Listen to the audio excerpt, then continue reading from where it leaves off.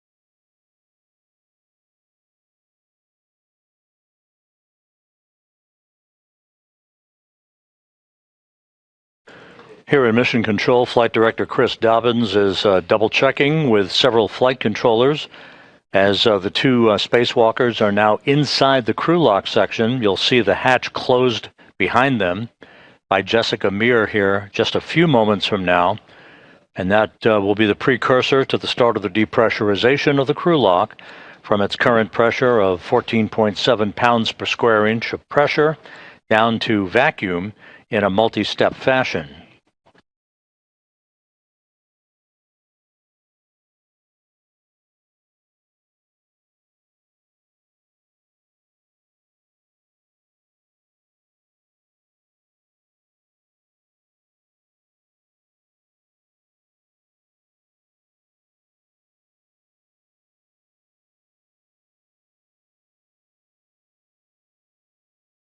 The flight control team are reporting back to Chris Dobbins that everything is in order, no issues being worked whatsoever, either with suits or systems, and so we're just standing by for the final few procedures to make sure that the two spacewalkers are comfortable inside the crew lock section and in the right orientation for when the hatch is closed behind them.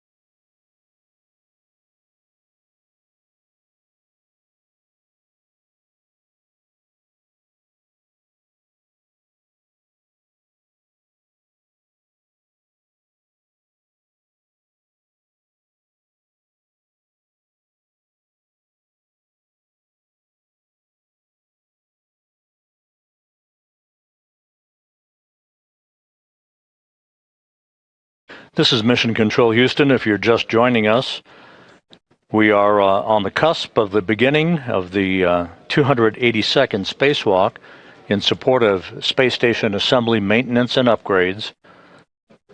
You can see in this view in the Quest airlock, in the foreground is Jessica Meir. Jack Hathaway is right at the hatchway, the dividing line between the equipment lock section and the crew lock section. Inside the crew lock are the two spacewalkers for today, Anil Menon, EV1 or extravehicular crew member number 1, wearing the suit bearing the red stripes, about to begin the second spacewalk of his career and the second in the past 12 days. Sophie Adenot of the European Space Agency is about to begin her first spacewalk. This the fifth spacewalk conducted out of the space station in 2026, and the second for Expedition 75 crew members.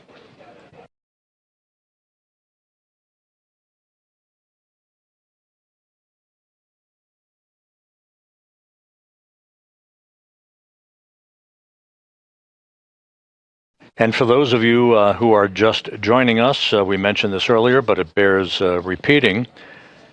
The spare space-to-ground antenna that is going to be installed to replace the faulty one today was delivered to the space station some 17 years ago in July of 2009 on the STS-127 mission and installed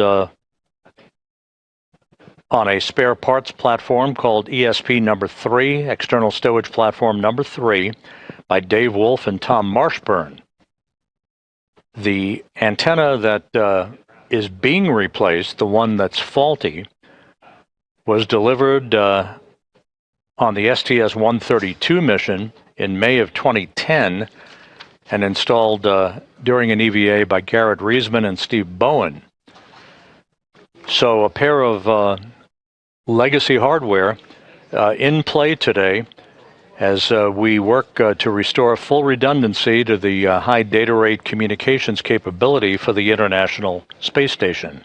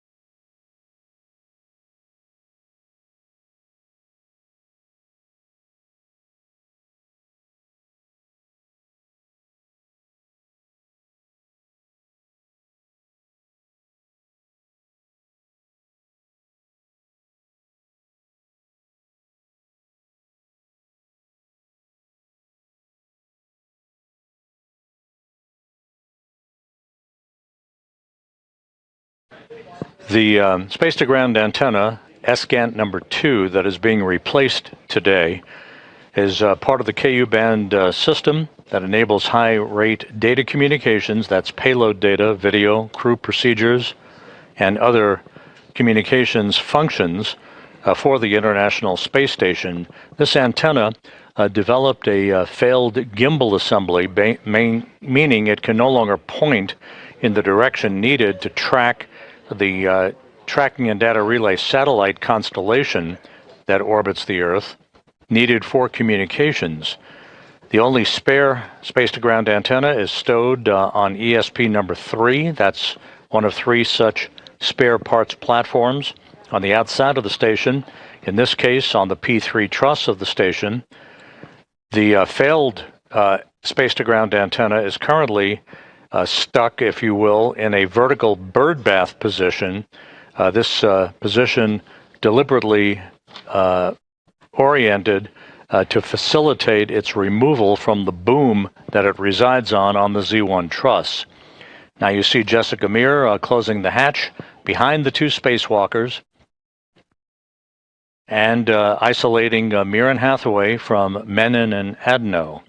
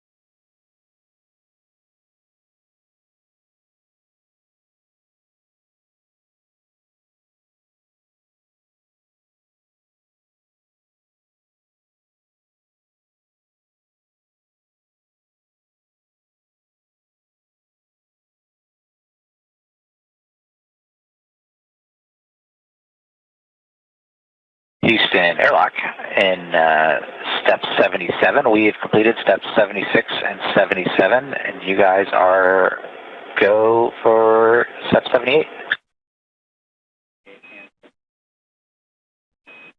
We copy, Jack. Steps 78 and 79 are in work.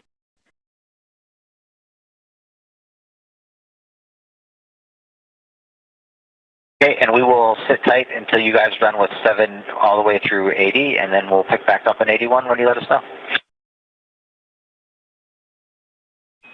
Copy, those are in work.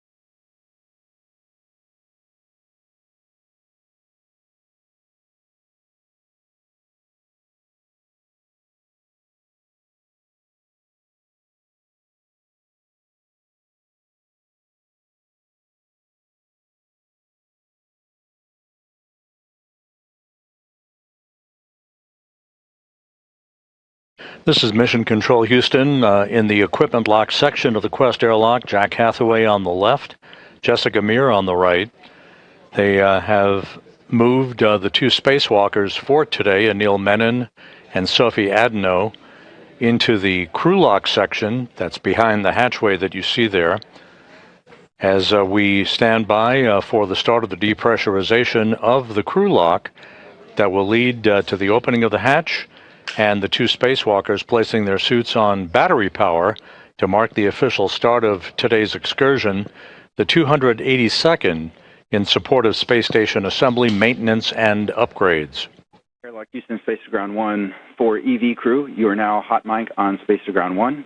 And Jack, you are go to proceed, picking up with step 81.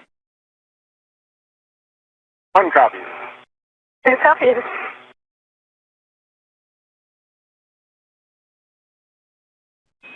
And we hear you both.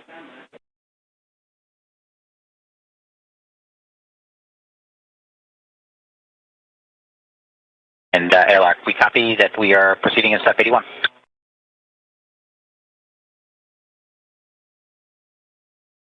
Sophie, I want you to just look and not touch. Can you check on the UIA that the depress pump power switch is indeed in the off position?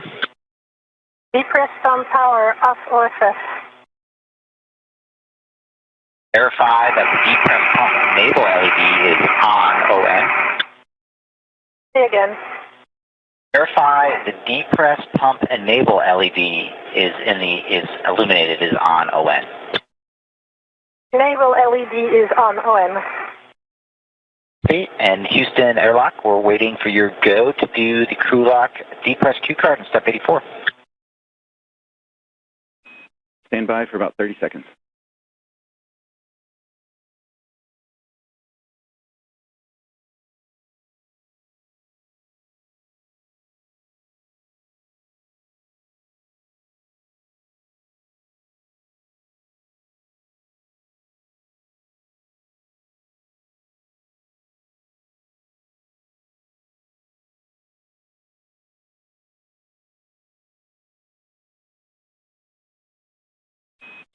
Thanks for your patience, Jack.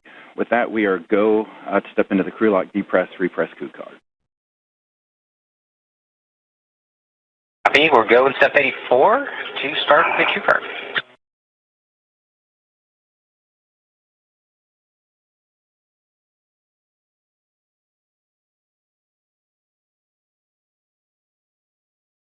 Sophie, I am on the crew lock depress Q card, step 1 on the UIA. Go ahead and take the depress pump power switch to the on position.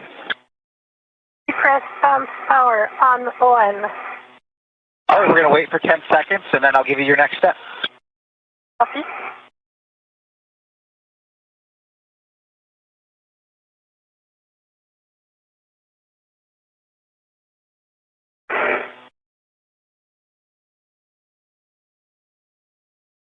It's been 10 seconds. You can take the depress pump manual isolation valve to open, and you can expect an alert tone. Copy.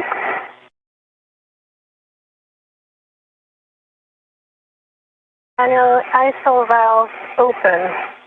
Copy, it's open. You guys can monitor your suit P gauge and make sure it stays below 5.5. If it gets up there, then let us know.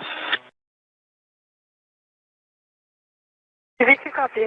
One copy. And with everything going very smoothly, the depressurization of the crew lock now underway. This will be done in a two-step fashion, first down to 5 pounds per square inch of pressure, and then finally down to vacuum. That will enable the two crew members to open the outer thermal cover and the hatch to the crew lock before placing their suits on battery power. So if I turned on my lights just for... Yeah, I'm doing the same. This is my box. Thanks.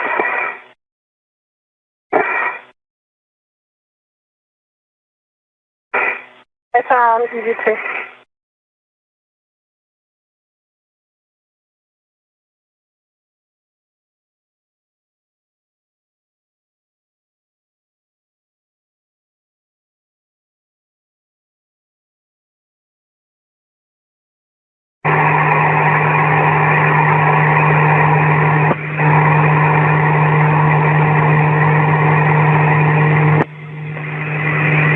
With With the start of the depressurization of the crew lock underway, we are estimating a start time almost right on the pre-published time of about 7:35 a.m. Central Time, 8:35 a.m. Eastern Time. We'll continue to track that start time for you as we get a bit closer.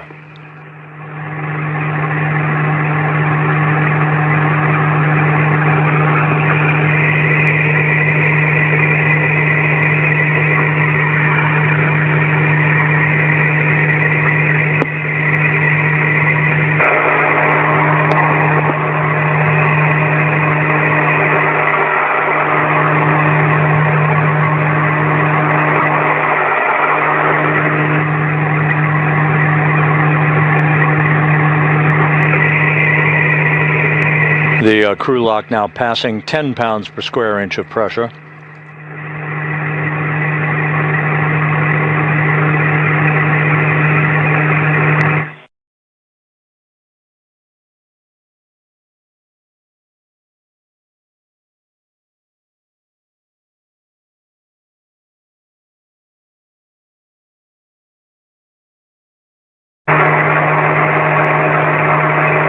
What's happening?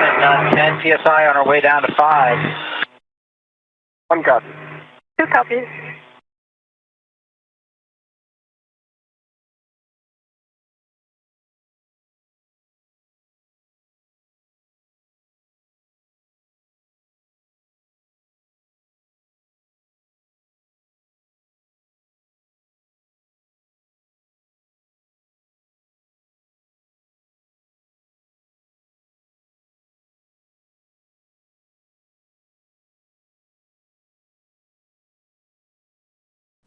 As the depressurization of the crew lock continues, the International Space Station is flying from southwest to northeast across the Pacific Ocean, just about to fly directly over Samoa.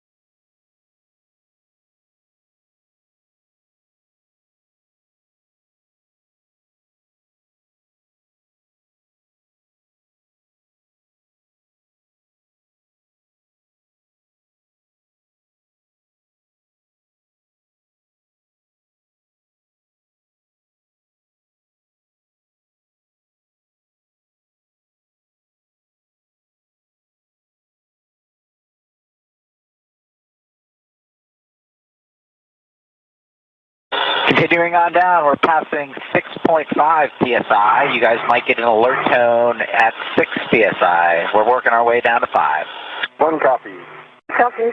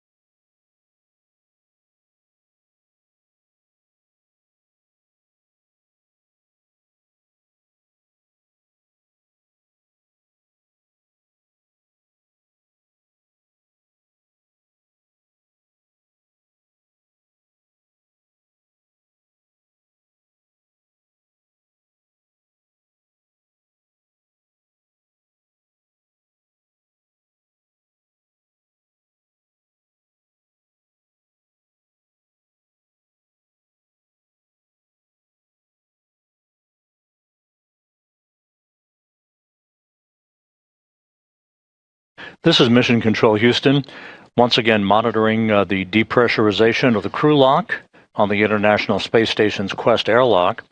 You see Jack Hathaway in the equipment lock as he keeps a watchful eye on the 2 spacewalkers who are behind that hatchway. Anil Menon, EV1, or extravehicular crew member number 1, soon to embark on the 2nd spacewalk of his career. And Sophie Adenot of the European Space Agency, EV2, she'll be wearing the suit with its no markings, just a pure white suit, no markings whatsoever on her suit, as EV2, extravehicular crew member number 2. Menon will be first out of the airlock, followed by Adenot.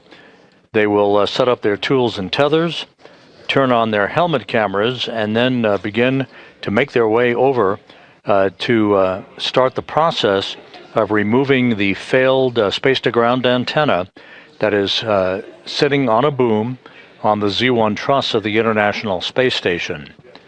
2 space-to-ground antennas reside on the station who live side by side to each other.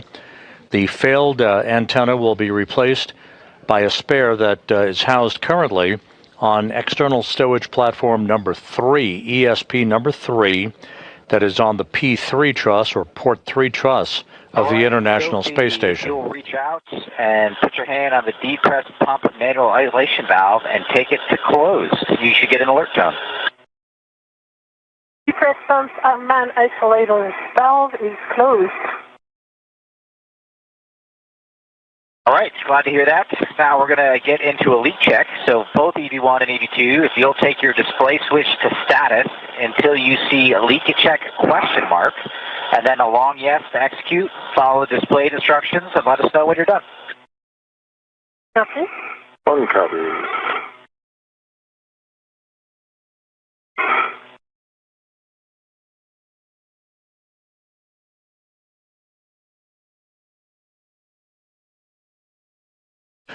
And with the depressurization of the crew lock paused momentarily at 5 pounds per square inch per the procedures, a look at the key players for today's spacewalk.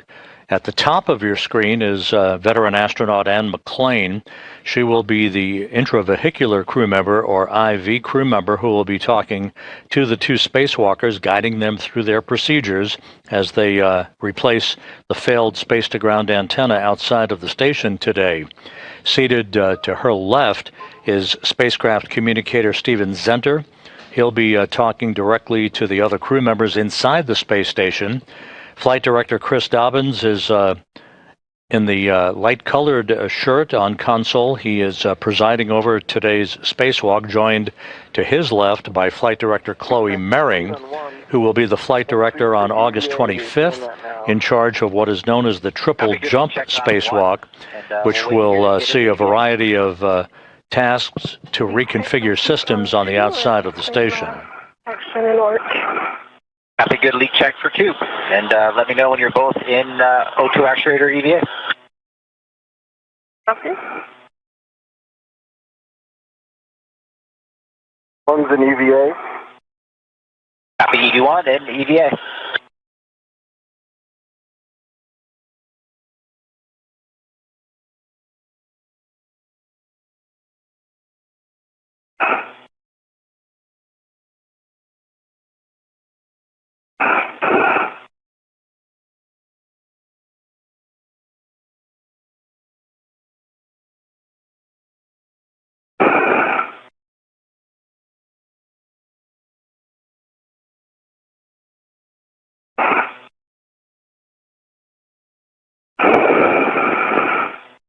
V2 EVA. The EV2 is O2 actuator and EVA. All right, next step, we're going to continue the depress. EV2, take the depress pump manual isolation valve to open. You can expect an alert tone. Press pump man ISO valve open. Copy, the man isolation valve is open. I'm taking the emergency MPAD out here to the open position as well. And if both EV1 and EV2, monitor your suit P gauge. Make sure it stays below 5.5, and if it gets up there, let us know. 1 copy. 2 copies.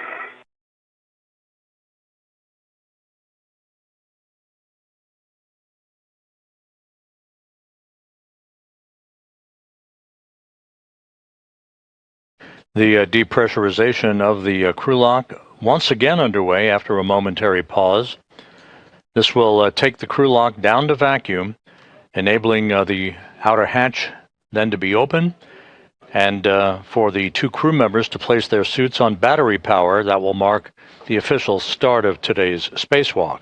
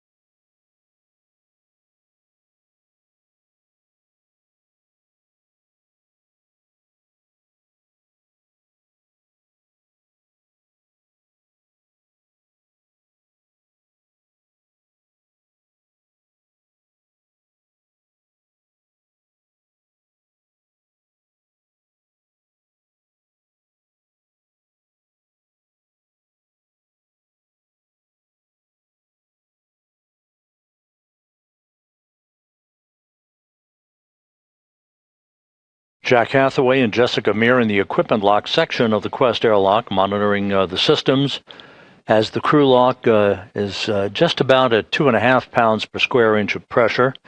Once again, moving steadily towards vacuum.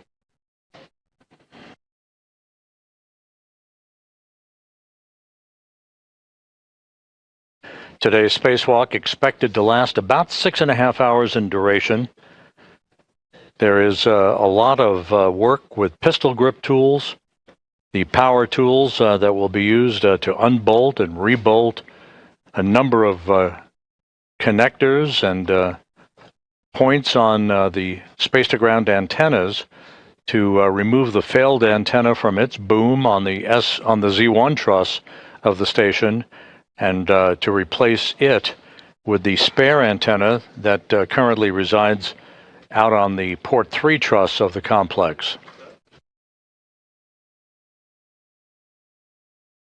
We are decreasing through 2 psi. It's time to take the depress pump off. So, Sophie, if you would take the depress pump manual isolation valve and take it to closed, please. It is depress pump manual valve closed. Copy. The isolation valve is closed, and on the UIA, take the depress pump power switch to off, OFF.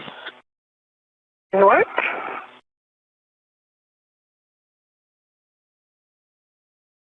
Depress pump power off, OFF.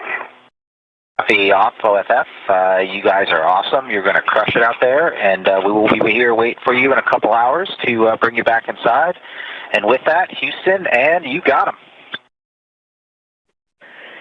Jack and Jessica, nice job getting the crew ready. Anil and Sophie, it's game day. We are on step 11, and we are ready for your initial tether config. Good to hear your voice and ready to do some work. Thanks, Jack and Jessica. And here goes the tether config. I'll start with mine, but on the left side, I have a D-ring extender that's connected to a waist tether. The small hook is closed lock, black on black, and the large hook is connected to that D-ring extender, so it forms a loop, and that large hook is unlocked. On my right side, I've also got a D-ring extender. The small hook is closed lock, black on black, and the large hook is on my NWS unlocked. And then on the right side, the red hook goes direct. My D-ring, closed lock, black on black, and that goes to the red reel unlocked. And on the red reel is the green hook, closed lock, black on black, and the yellow hook goes to the green reel. It is closed lock, black on black. Green reel is unlocked, and the anchor hook is on my MWS. I've also got Sophie's anchor hook on my red reel, closed lock, black on black, and I'm going to hand it over to Sophie to start her tethers and connect them up where I left off. Copy, Anil. Thank you very much. So I'll start with my left. I have a D-rig extender on which there is a small hook of the waist tether, gate closed, locked, black on black. The big hook of this waist tether is gate closed, locked, black on black, and goes to the airlock waist tether. Big hook, which is gate closed, locked, black on black. The small hook of this airlock waist tether is gate closed, locked, black on black on the airlock D-ring extender. So for me, that's a good load pass to the airlock. Then I'm going to switch to my right side. On my right D-rig extender, I have a waist tether. Small hook is gate closed, locked, black on black. And the large hook is on my mini workstation. On this right D-rig extender, I also have a red hook from my red reel. This one is gate closed, locked, black on black. My red reel is unlocked, on which there is a green hook, also gate closed, locked, black on black. The yellow hook goes to the green reel. Yellow hook is gate closed, locked, black on black. The green reel is unlocked, and I think Anil verbalized already that Anchor hook. the anchor hook is gate closed, locked, black on black, which I double checked here on his tethers. So for me, that's a good config. Okay, Houston is tracking a good initial tether configuration. So when the crew lock DPDT is at 0, you will expect an alert tone. Okay. That long list of procedural checks by Anil Menon and Sophie Adenot. And Anil and Sophie, it's going to be about 10 minutes to get down to that number. Houston. You're hearing the voice here in Mission Control of veteran astronaut Ann McClain, who has taken over spacecraft communications duties. She is standing there in the lavender jacket. She will be talking directly to the two spacewalkers, guiding them through their step-by-step procedures as they replace a failed space-to-ground antenna on the Z1 truss of the International Space Station. The spacewalk officer for today's spacewalk, Sandy Fletcher, here in Mission Control, happy with the tether configurations that were reported by Menon and then Adenot just a moment or two ago as the precursor to the crew lock going down to full vacuum. That will occur momentarily, setting the stage for the opening of the outer hatch and the suits being placed on battery power to mark the official start of this 280-second spacewalk in support of space station assembly, maintenance, and upgrades.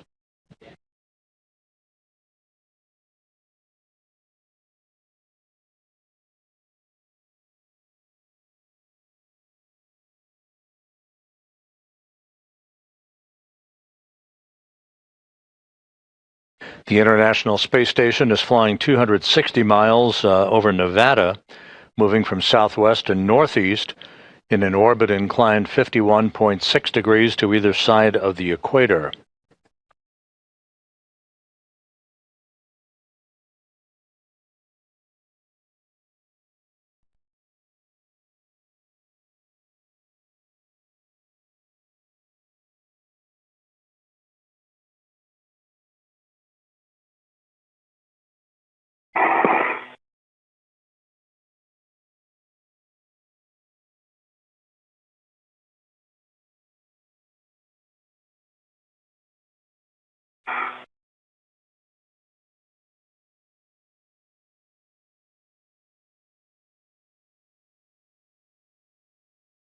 The space-to-ground antennas that are the subject of today's spacewalk activities, there are two of them that auto-track, if you will, basically move or swivel to point themselves in the direction of the tracking and data relay satellite system, part of the Ku-band system that enables high data rate communications for payloads, video, crew procedures, and other systems on the International Space Station.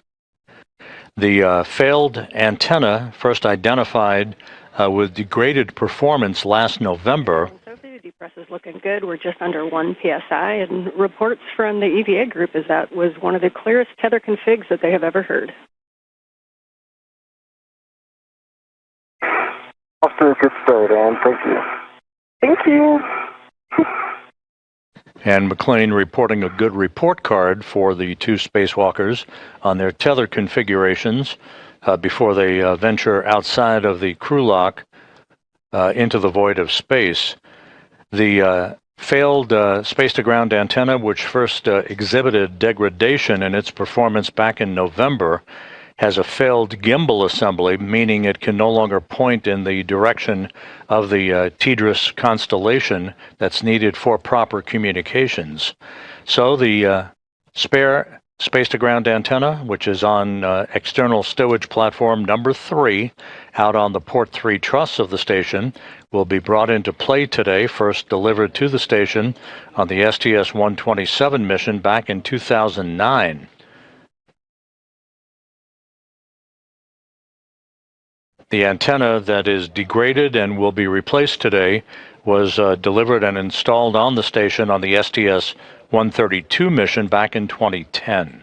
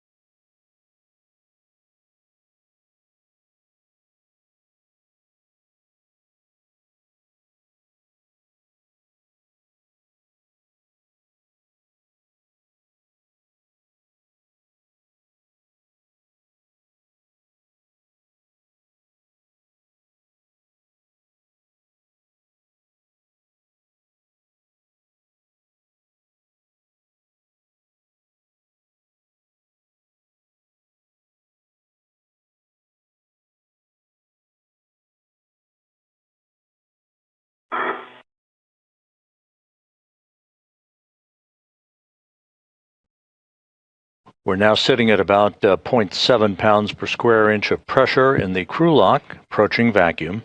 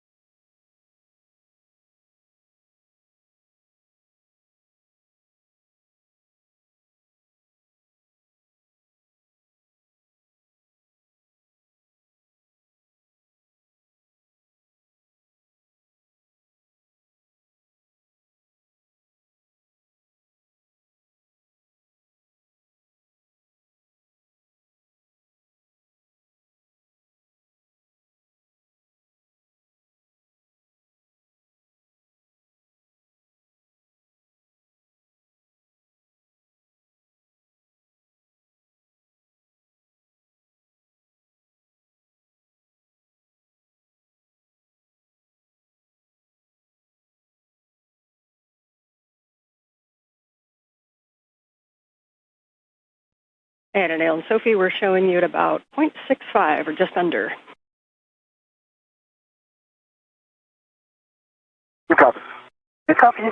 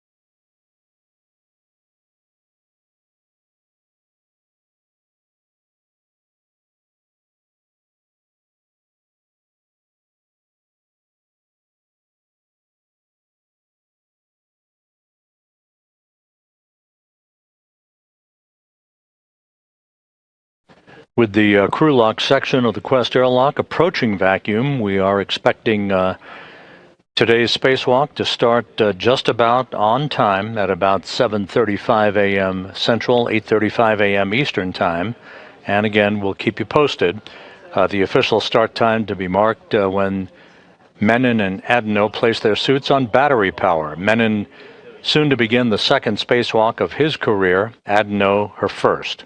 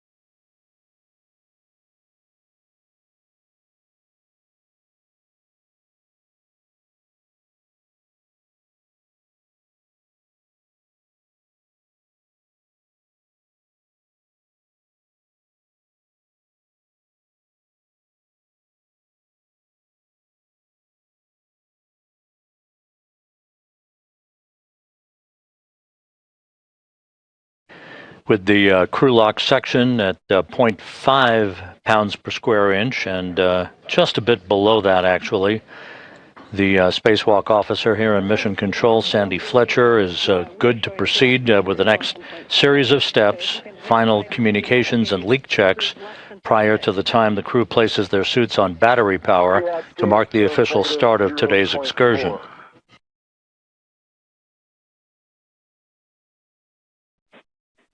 Well, that will work for us. You are go to open the hatch and stow it and ensure the emergency MPEV is closed. Happy go, EV1.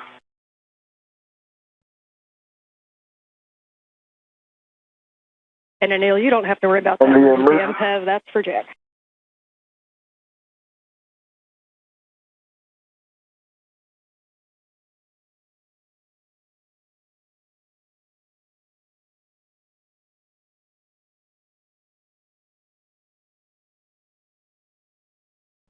The hatch to the crew lock is now open.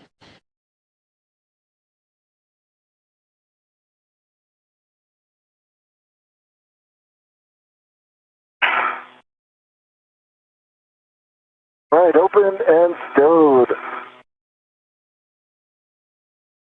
Standing by for the crew to put their suits on battery power. I put down my visor. Copy, visor down, EV2.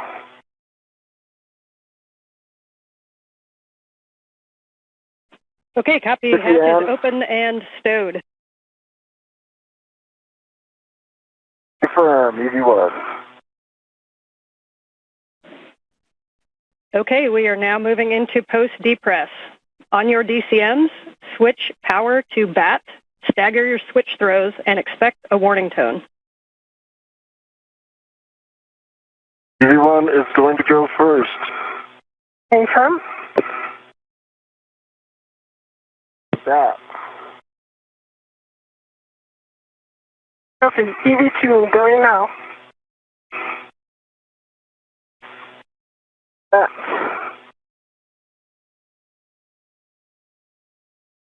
Expected CPI.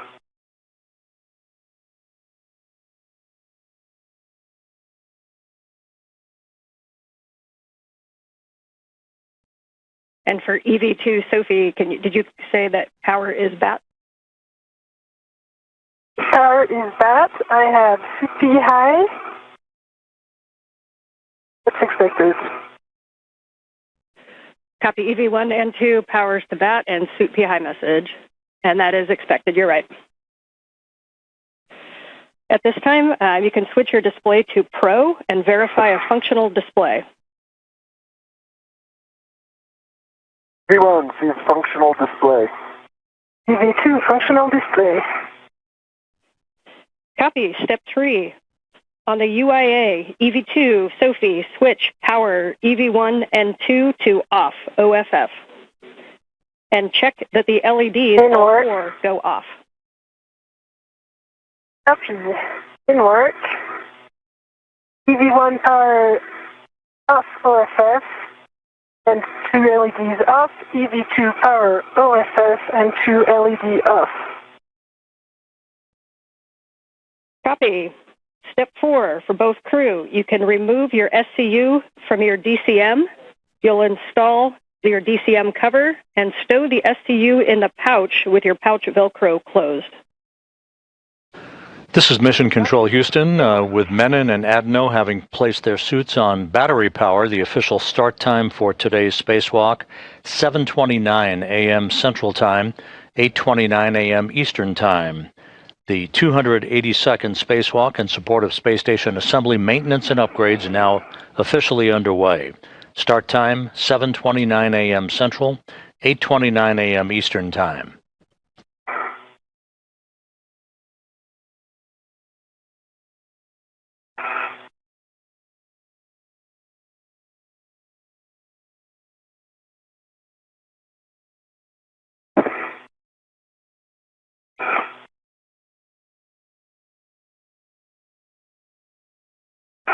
And 1 is stowed.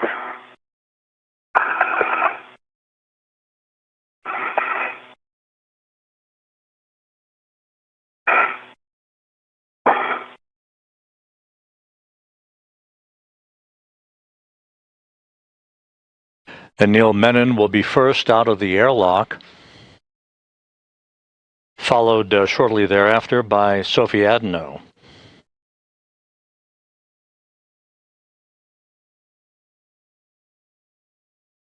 Crew is towed.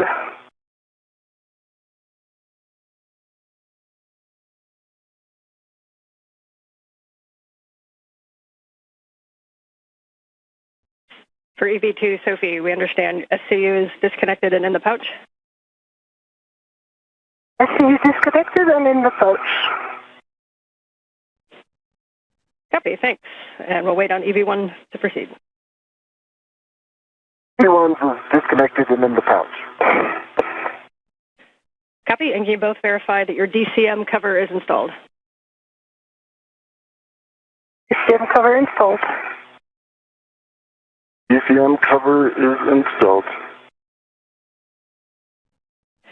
Copy. EV2, Sophie, check that the deep press pump man ISO valve is closed. Press pump man ISO valve closed.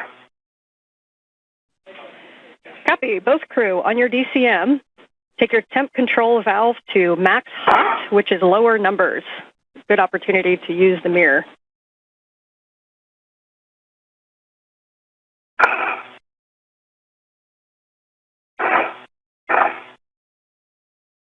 What is max hot? Can work.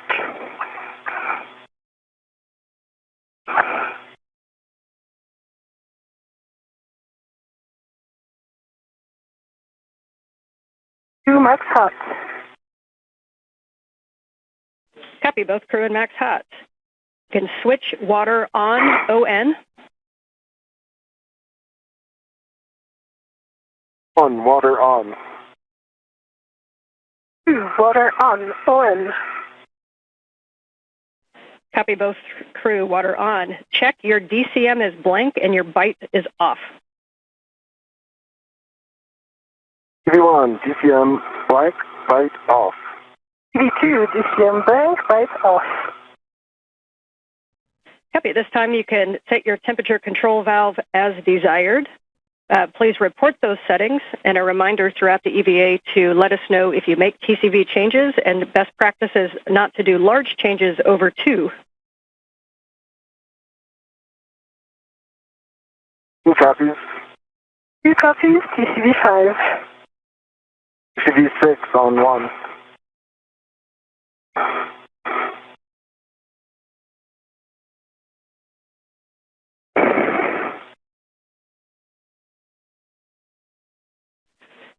Copy 6 for EV1. And EV2 had 5. Yep, 5 for EV2. Copy 6 and 5. Report suit pressure gauge. Pressure gauge on EV1 is 4. Spacewalk intravehicular crew member Ann McLean is reviewing the correct configuration for spacesuit systems with Anil Menon and Sophie Adenot before Menon moves outside of the Quest airlock to set up his tethers and tools, followed by Adenot in the first stages of today's spacewalk to replace a failed space-to-ground antenna on the International Space Station.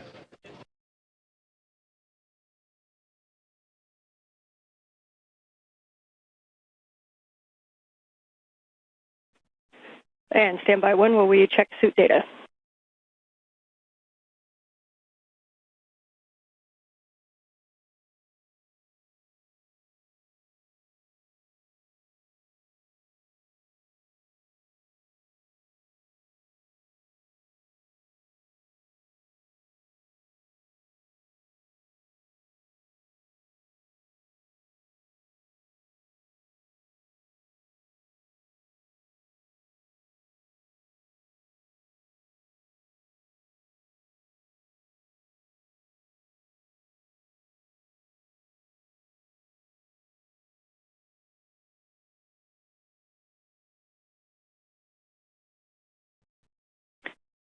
And Anil and Sophie, we are just looking at data. We're going to hold you here for a minute. We had an LED on the PSA, so we're going to be running a PSA recovery from fault. So we'll just stand by where you're at for a couple minutes. Standing by. Standing by.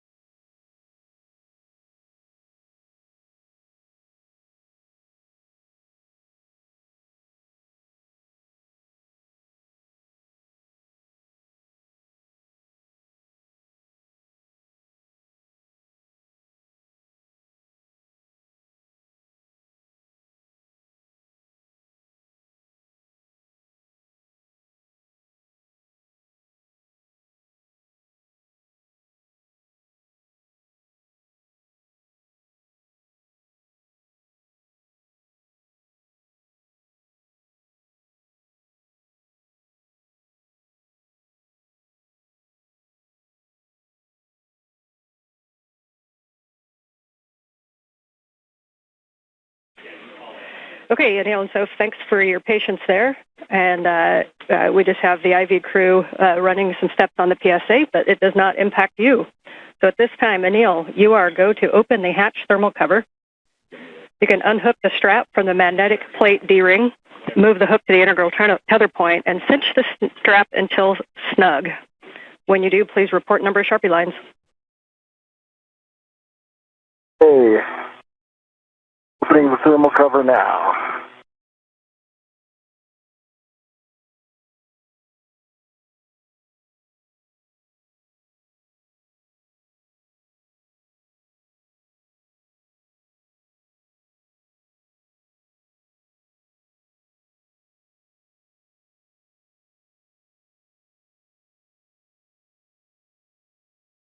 One's got thermal cover open, 6 Sharpie lines. Copy. It is open and you got 6 Sharpie lines. You are go to egress the airlock, and your first step is to attach your anchor hook, EV1 anchor hook, to the forward airlock D-ring. One is egressing now and looking for forward.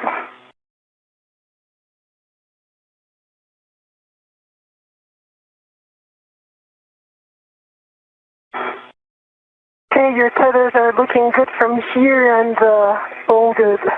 It is. And just about 11 minutes into today's spacewalk, the outer thermal hatch on the Quest airlock is now open. We'll be seeing Anil Menon exit the airlock momentarily, followed by Sophie Adenot, who is now the first French woman in history to conduct a spacewalk on behalf of the European Space Agency. Will do. Crew look back number 1. Then I've got my safety tether in the forward airlock D-ring. That anchor hook is closed lock, black on black, giving me a good load path to structure. Copy and concur. You can now attach the EV2 anchor hook to the aft airlock D-ring. The space station is currently flying over northwest Africa, moving from northwest to southeast.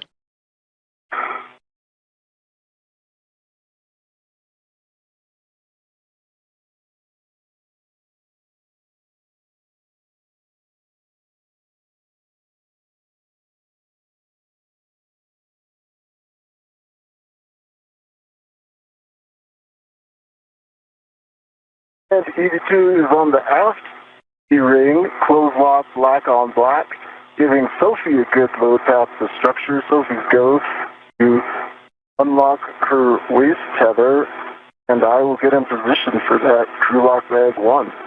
Sophie, I am ready to pass the crew lock bag 1. I double check it's number 1. I will wait a minute before, I'll pass the bag first before and I exit before I release my airlock, since I have to, Sounds great, Sophie. I'm going to get my BOT ready. Yep. I'll tell you when I'm in a good position. Copy all. And we concur with all your words. Great teamwork. And eventually you'll go on the forward side. And then, Sophie, as you release the crew lock bag to him, please just let us know if you are leaving the large small in the airlock or if you're taking the large small with the crew lock bag.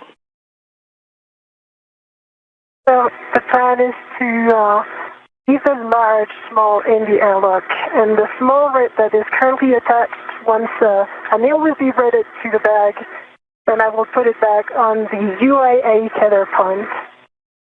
Hey, Sophie, I'm reaching for the bag. I see you. I see you have control of the bag. I do. Let me get my ret on it.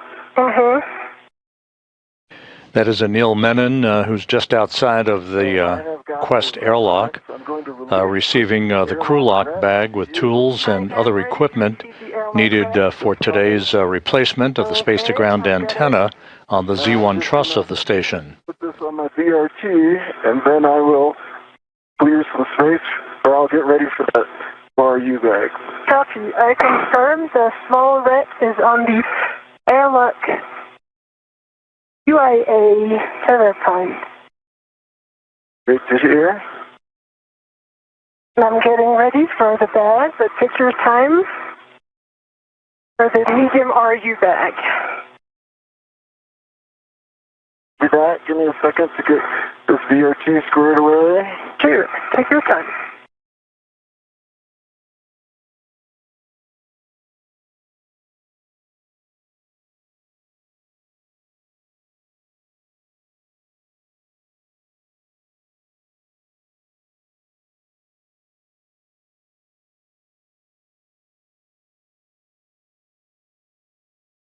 Okay, my BRT is back and away, and I have a ret ready for the medium RU bag.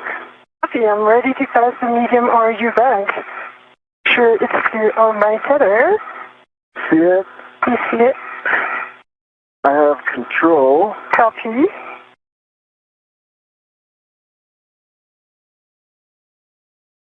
I now have a ret on the handle.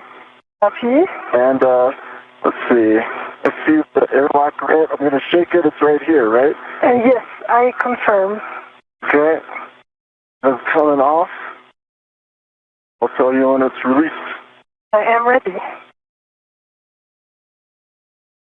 Okay, it's coming back to you. Copy. I have the ret. You have the ret. Yep. Okay, I'm clearing some space.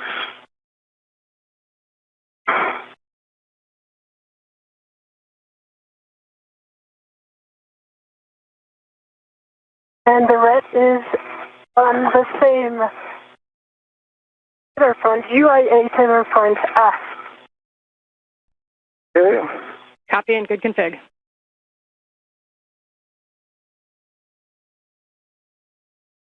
And I am ready to egress whenever you give me the go. You have the go. Copy. Egressing now.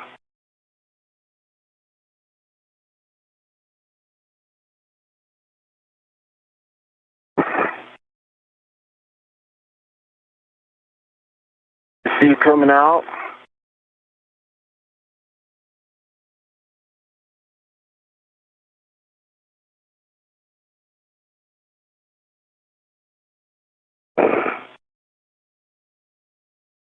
Your hand. Hi, Anil. Hello. Okay. I am going to the aft side. I already have a local, so I keep it. And now I'm putting my agenda sector. All right, I'm out. I'm ready for the beta checks. Oh, maybe before. Yeah, I'll take my bag before. Yeah, that's true. As you like. That's a good idea. Yeah, I'm just move some tangles here.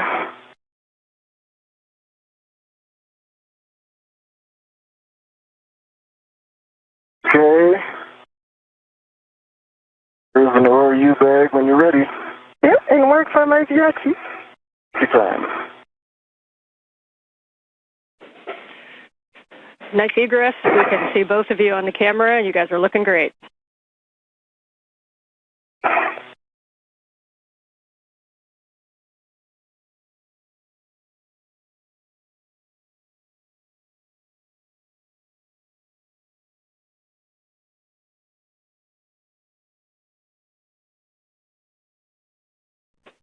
And as you guys get situated with the bags on your BRTs, just a reminder that to tighten your BRT knobs and really take a look at where your ORU bags and crew lock bags are. The divers are not as much of a help in space, so you want to keep those nicely tucked to your body, and you may need to use those joints on the BRT. Copy.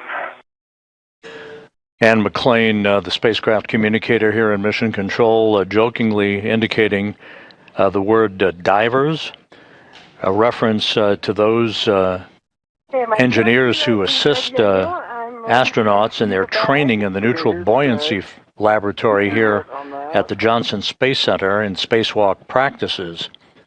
Anil Menon outside of the airlock, as is Sophie Adenot, Menon wearing the suit bearing the red stripes, Adenot with the unmarked suit, as they make sure that they have all of the orbital replacement unit bags with their tools and tethers and all of the other equipment that they'll be using during today's spacewalk to replace a failed space-to-ground antenna on the truss of the International Space Station. I see your red on it. Okay, let me double check. My red is on it. Yeah. I'm just going to put the large hook where I expect it to be. Like here. Here it goes. I'll let you release my ret. Yeah, I'm ready to release your ret.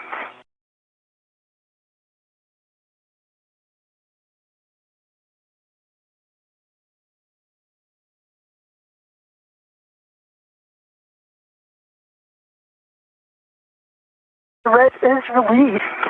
I see it. Let me just put it on my NWS and I'll be ready for the buddy checks. Copy. And I think I'll readjust my ERT a little bit too.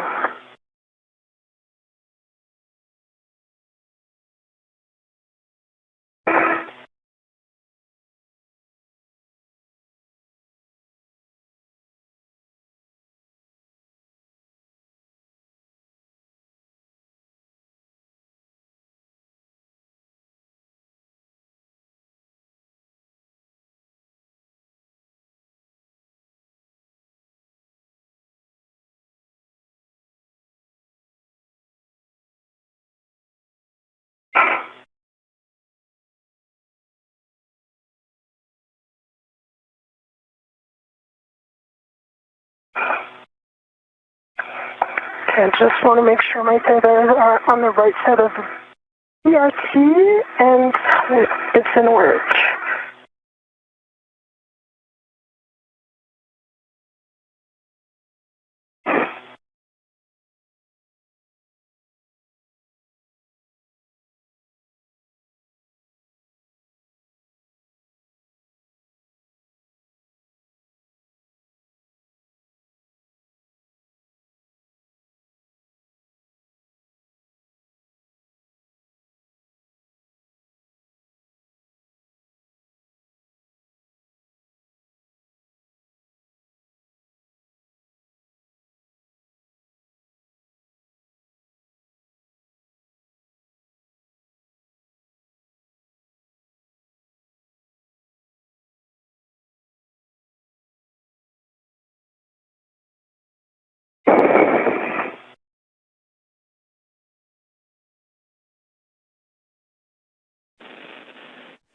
And as you complete the medium ORU bag stowage, Anil, your step after this is going to be to close the thermal cover.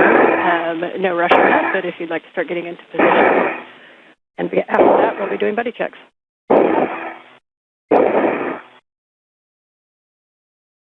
Yeah, in order for him to close the thermal cover, I will need to change my status position. Standby 1, I've got it. I'll just hold the thermal cover here. Yep.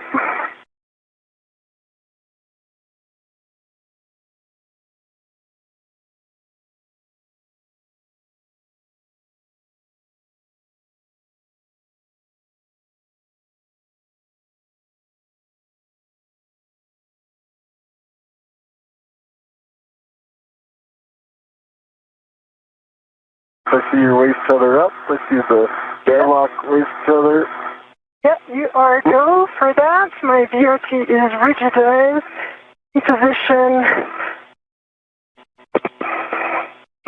Okay, thermal cover closed.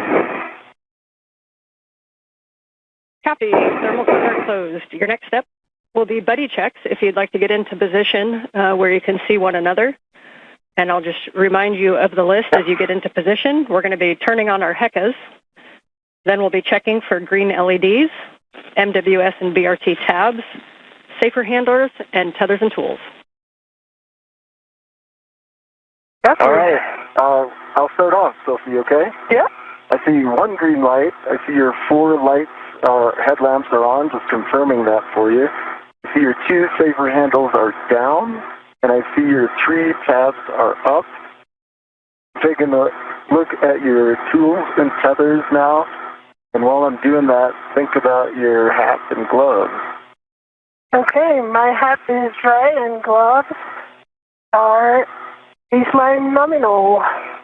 Tool and tethers look good. The only thing I have for you is your left waist tether. It goes off of your D-ring extender on the outside of your BRT to that circular handrail. Yeah, so I see that. just be aware when you take it down on the outside. Yep, I see that, and for now I will leave it like this. It decouples from the tethers. Let me check for you. I see one good green HECA light. I see your 2 helmet lights, nominal. I see your 3 tabs up. I see one and, right. Your left safer handle is up. 25 minutes into today's spacewalk, Anil Menon and Sophie Adenot performing what are called buddy checks, basically examining each other's suits and tethers to make sure everything is in order before they move away from the Quest airlock. They're also reporting that their HAPs, or helmet absorption pads, are dry. That's the way they should be in their helmets, and that their gloves are looking good as they set out to the work site that will enable them to begin the first part of today's spacewalk, the procedures to remove a failed space-to-ground antenna from the Z1 truss of the station. All right. Let me check your tools and config. I see the tether config is good and all the sliders are as expected. Tools and tethers look good to me. And see your bag resis on your BRT. And yeah, that's the manual. Okay. And Sophie, can you just confirm that you checked both safer handles, please? Yeah, both safer handles are down. The one that was up was ISO valve on the left side. Now it is down. The 2 are down, I can confirm. I've got a dry hat, Dan. Copy, thanks, and copy HAP. So at this time, Anil, you can begin your translation to ESP2 forward. Reminder as you go around that the whiff 6 is where you're headed, and that is the portmost whiff on the front of ESP2. Sophie, at this time, you can perform some translation adaptation to get used to your new environment. Welcome to space. Thank you. Copy all. Adaptation. I will do minimal adaptation and feel very good now and ready to go. I'll just wait for Anil's tethers to be clear before I leave. Okay, good plan. And just a reminder for both of you as you translate to take a look at those handrails and don't slide the gloves on the back of the handrails. If you see any strikes or anything, let us know. Copy. Those instructions from Ann McLean indicating that Menon will make his way to external stowage platform number 2, which is alongside the Quest airlock, to retrieve the articulating portable foot restraint that he will install at the end of the Canadarm2 robotic arm. He'll be maneuvered by Jack Hathaway, who will be operating from a robotics workstation inside the International Space Station. And Anil is clear, and you're happy with the tethers. While Menon plants his booted feet in that foot restraint, moving around at the end of the arm to maneuver to the various work sites with the failed space-to-ground antenna and then the replacement antenna. So I'll give it a go now, going slow in order to be sure that I'm clear of any feather.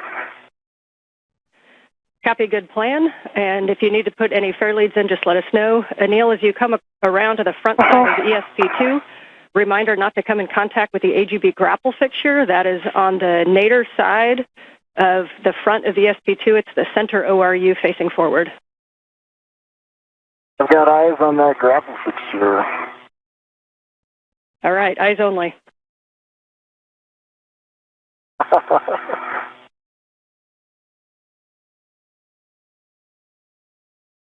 Anil, I see your tether. I leave it on my left, and I double check that it's not my bag.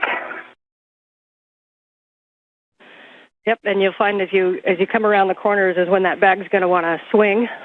So you're going to be coming around to the forward side of the airlock, and as you come up, we're going to recommend that you stay starboard of the CETA rail to keep your tether routed that way.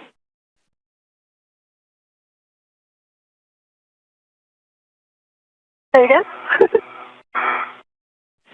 Yep, as you come up to the top of the airlock, we're going to keep you on the starboard side of the CETA rail, just as you're going right now, just to keep your tether routed on that side. Yes. So you're going to come up the airlock toolbox, and if you see a handrail 0551, you are in the right place. You're going to turn right, hit the wagon wheel, and go zenith. Copy. Up of the toolbox.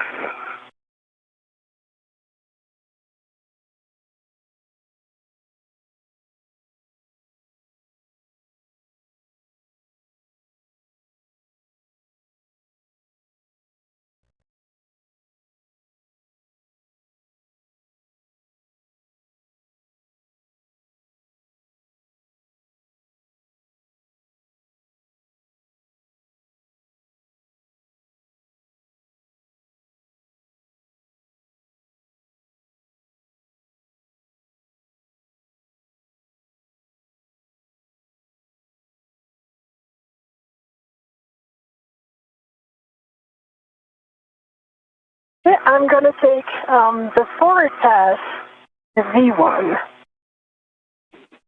Okay, we understand you're going to go on the forward path. So reminder, it's probably easiest to translate on the high-pressure gas tanks. They've got those handrails that'll put you right at the base of the forward path to Z1.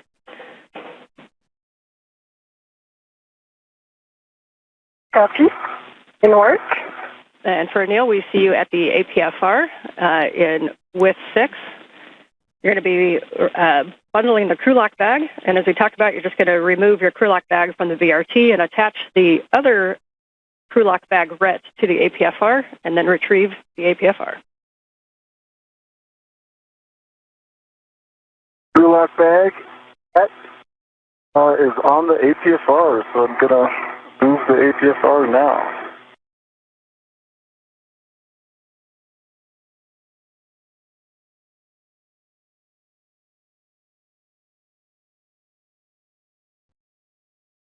And Sophie, as you get up there, I'm sure you're going to get a nice view of the SAS antenna. You're also going to see some heat pipe radiators. Those are going to be the big squares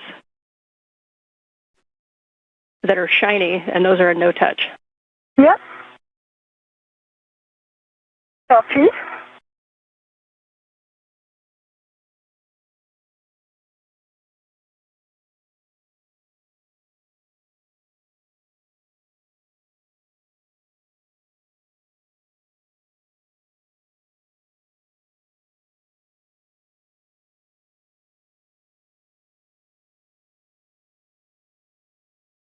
I changed my mind going for the outside of V1. Yeah, it was a change of plane slightly challenging, so I'm now on the outside and everything goes nominal. Okay, we are happy with that. So we see you coming to the starboard side, or port side rather, of those high-pressure gas tanks, and you'll be reaching across to Z1. You should see handrails pointing zenith that look like 6001, 6002, 6003 to take you right up to Z1. Yep.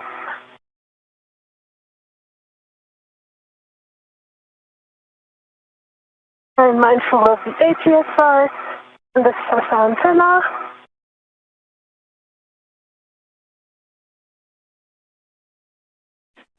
Bill's got the APSR, and he's headed back to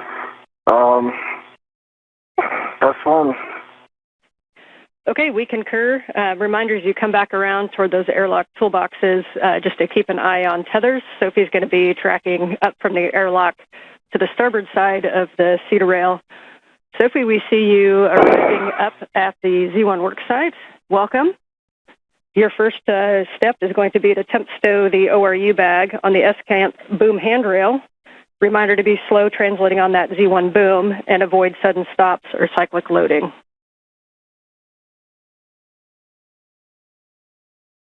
Copy.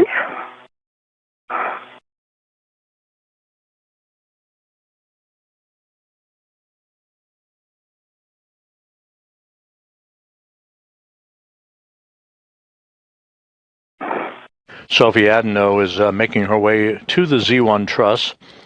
This is the center section of the backbone of the station on which both space-to-ground antennas, the healthy one and the failed one, are located side by side. We think a good config would be to put the large hook onto handrail number 2. Reminded that they're numbered from the base of the Z1 up, so 2, it would be the second one facing aft. And if that large small can move up and down handrail 2, we think the bag access will be the best. Copy. Thanks, Anne. Just working now for one fair lead of my 50 tether so that the next step is going to be easier when I come back, when I go to ESP3 translation. We copy, good plan. And this one fair lead is going to be a four-man fair lead around 605. Captain, I think I heard 6052, is that correct? Yes, affirm. Okay, yeah, we like that plan, and a reminder that's going to be where you put an AET later when you stow the SGANT there, so good recon. Like a good helicopter pilot, you like your recons? Yep. All right.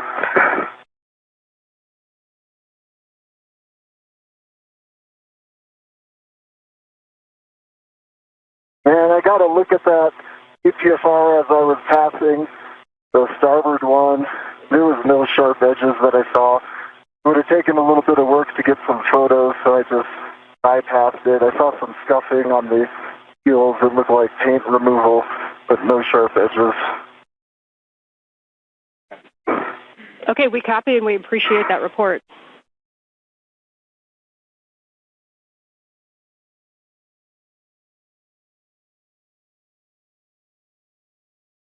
Okay, Sophie is in position for the bag stowage with local on 6051 and end effector on number 2. Copy, we like that plan. Once you do have that down, then you can pause there for a glove and HEP check after your translation.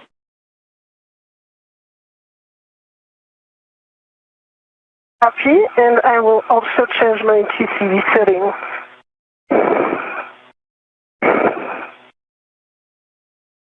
We copy change of TCV settings. 38 minutes into today's spacewalk, Sophie Adenot is at the Z1 truss of the International Space Station. She'll be removing a heat shield from part of the mechanism on the boom of The apparatus upon which the failed SGANT is mounted, it's called an AGIT, which is an acronym for the Antenna Group Interface Tube. This is essentially the mechanism on the boom upon which all the electronics are interwoven. She'll be removing a heat shield from that boom as one of the first steps in the removal of the failed antenna. Meanwhile, Anil Menon, you're looking at the helmet camera view from Menon. He is retrieving a portable foot restraint from a stowage platform alongside the Quest airlock that he will mount at the end of the Canadarm2 robotic arm that will be operated later by NASA astronaut Jack Hathaway from a robotics workstation in the station to maneuver Menon back and forth to position the failed space-to-ground antenna. Once it is removed from its boom on the Z1 truss, and then ultimately to maneuver the spare antenna to that location on the Z1 truss for its installation. Good view of the thermal radiator flap and the MMOD strikes.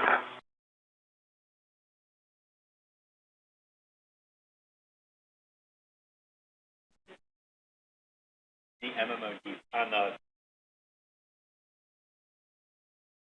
the one on the top. Okay, we copy the report. Thanks.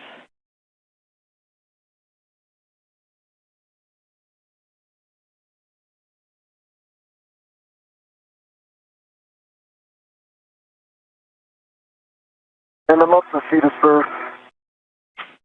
Copy. You're going to head left, starboard. You're to the F1 NTA, which is mile marker 6900, 6900.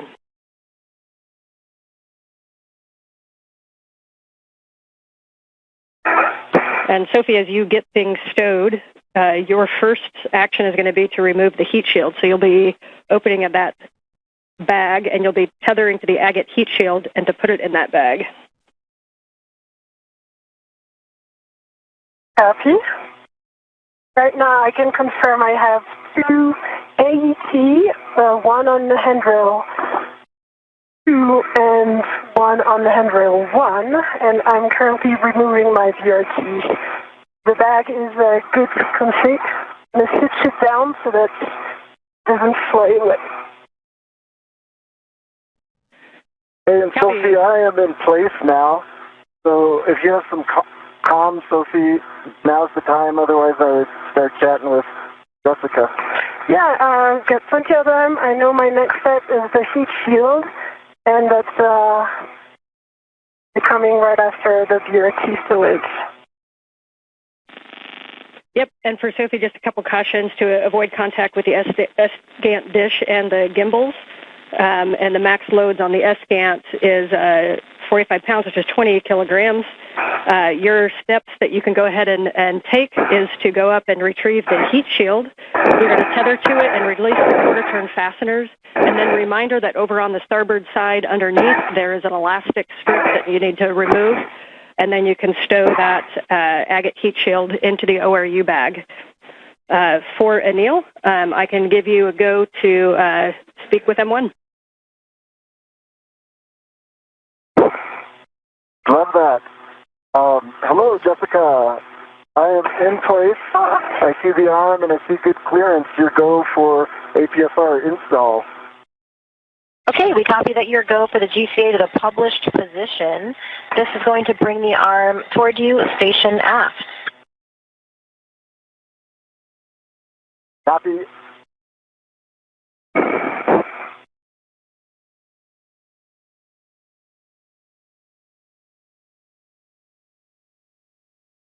Anil, we're starting the arm motion in 3, 2, 1.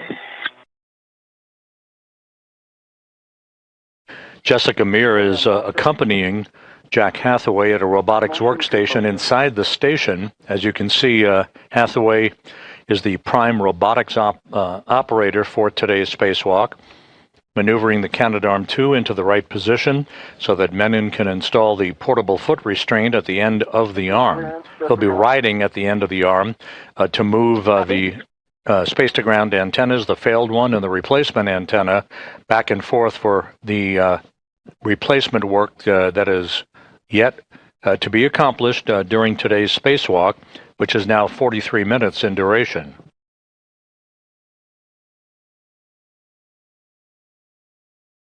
Meanwhile, Sophie Adenot, in the first hour of her first spacewalk in her career, is about to remove a heat shield from the antenna group interface tube.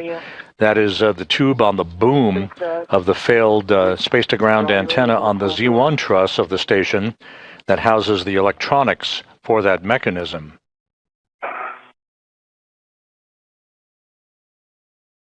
Let's call GCA complete here. Okay, copy GCA complete. Stand by while we get breaks.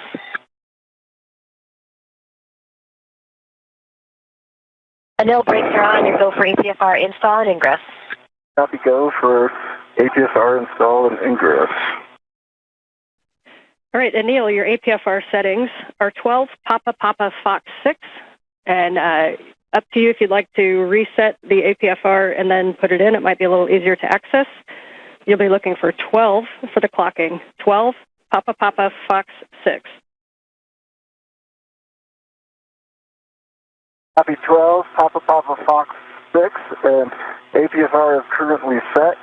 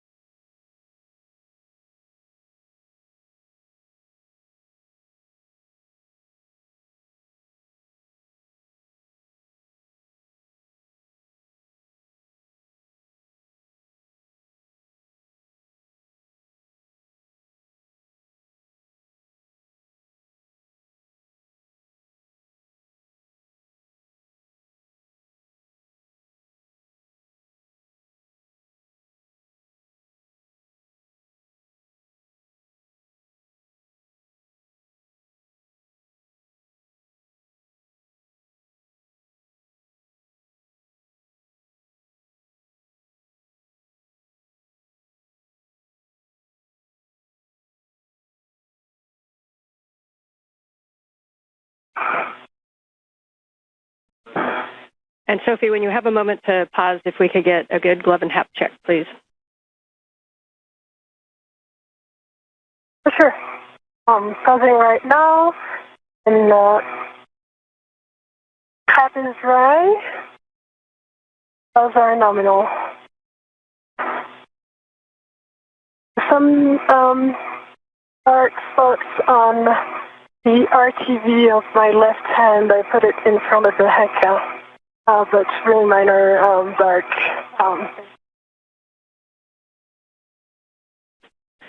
Okay, we copy the markings. If you have any other information like color or size, that's great. Right now, we'll take that as a nominal glove and hap check. Nominal color is black, and size is just less than a fingernail. Yep, thanks. And Neil's got APFR. Neil's got the APFR installed, 12 Papa Papa Foxtrot 6. And I got a locking collar, black on black, good pull, twist test. Pitch knob is depressible. Anil Menon installing the portable foot restraint at the end of Canadarm2. Sophie Adenot reporting that her gloves look good and no issues with the helmet absorption pad in her helmet. It's nice and dry, just the way it should be, as we pass the 47-minute mark in today's spacewalk. The two spacewalkers, Menon and Adenot, setting up shop for the removal of the failed space-to-ground antenna.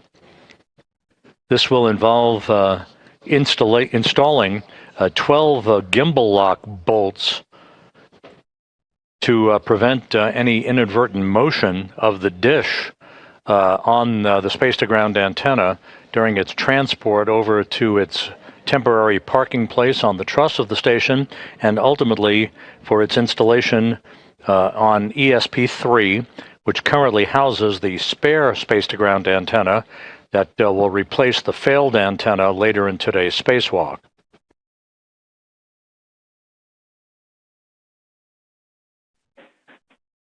And Anil and Sophie, I'm back with you on comm. We're waiting for video to come up.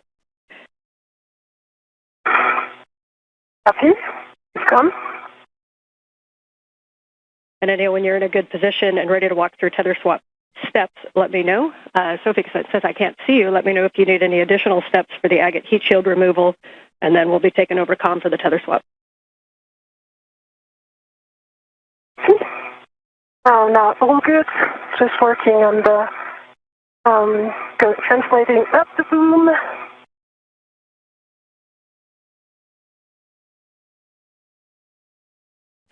Okay, copy. And since we are in our first night pass, as you can tell, reminder that your helmet lights have 3 settings: off, spot, and flood. And each time you push the button, you get a different setting if you need it.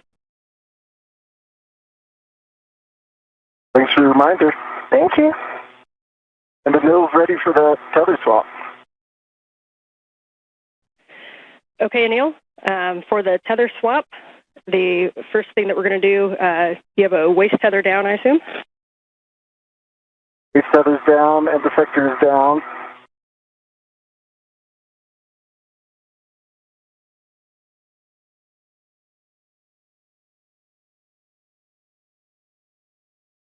Waist tether is down and defector's down.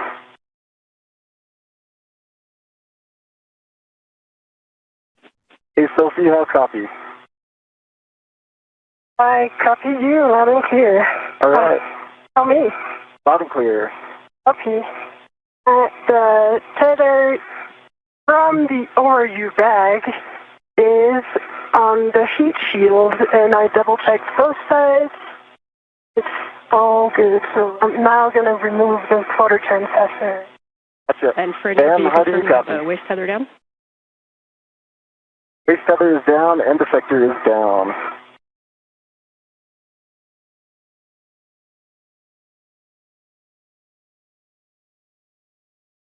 I'll copy, Ann. We hear you, Neil. Ann is troubleshooting a headset issue. I hear you loud and clear. I can relay some information if needed. Anil, I hear both Ann and you. Okay, Yeah, I Anil, hear Sophie, Ann and check. you. Loud and clear, Ann. Loud and clear. Great, let's keep going. So Anil, you've got your waist tether down. Your first step is going to be to lock your green hook on your red reel. Green hook is locked on red reel. You can now retrieve your yellow hook from the green reel, and you're going to stow that on the SSRMS Lee tether point. Yellow hook to the SSRMS Lee tether point, and that will be locked. Okay. Yellow hook is on the SSRMS. Right?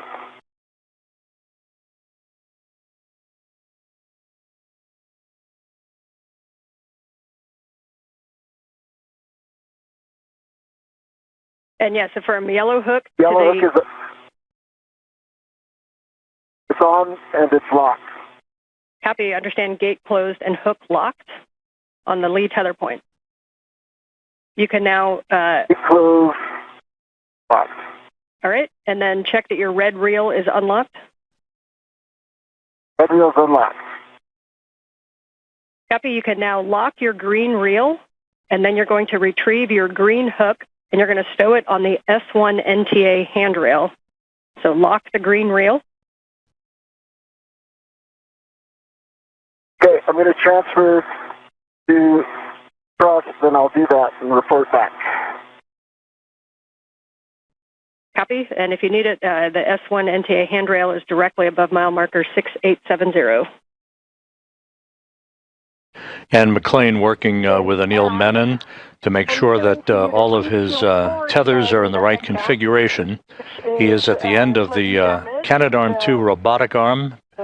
Alongside him, Sophie Adenot, as they set up shop for the beginning of the process to remove the failed space-to-ground antenna on the Z1 truss of the International Space Station that began to exhibit degraded performance last November.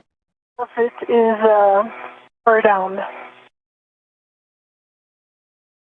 And all the other sides are 100% covered with aluminum shield. There's no risk of fraud because everything is attached, and I'm in the process of removing it. Okay, we copy the report. We do not see it in the camera view. The camera view, just so you know, ends right where the agate handrails start, so just below the heat shield, and we're talking about the report. Okay, let me go up so that I can show it to you before finishing the removal. Do you see it now? That's a good view. Thank you. All right. Okay, I'm going to finish the removal.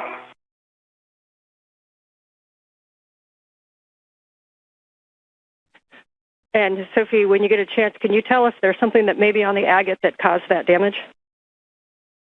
I think my suspicion is that sunlight is intense on this side, on the forward side, and the sun, like the thread that is the cross that is has like the pattern of the thread here is damaged. I would say it's too much sun rays on it.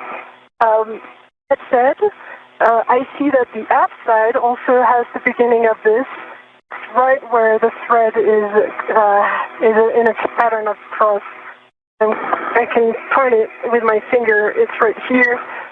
There's no risk of fraud, but it's of course that's sufficient, I guess. Okay, copy. We have a decent view of it. If you wouldn't mind pulling it down and right, and just then we'll get a little bit better view of that. We really appreciate the report. Okay, down and right like this. That is beautiful, and then just slowly move it to the right, and we'll be able to see the whole thing. Okay, every side of it has a little bit of aluminum torn stuff. Again, the heat shield that Sophie Adenot is displaying is basically the wrapping around the antenna gimbal interface tube, the agate, as it is called. It's essentially where the electronics are located on the boom where the SGANT antenna, the failed antenna, is housed on the Z1 truss. And for Anil, back with you for your green hook on the S1 NTA handrail. Yeah, I am just unwinding tethers here, I think with the crew lock bag. Got them looped, but I have a solution, so I'll be unwound soon. Okay, copy. Just let us know when you're ready to proceed. Will do. For Sophie, as you get the heat shield into the ORU bag, your next step is going to be to retrieve the gimbal locks, and for installation, you can either BRT in position and then grab them from the ORU bag, or if you need to grab them and then translate up and get in position, that's fine too. Yeah, so I'm going to wet myself to the gimbals. I just folded the heat shield inside out so that it doesn't get more damage. And I'm going to tuck it under the integral adjustable here so that it's really well protected. We like that config. Thank you. Of course.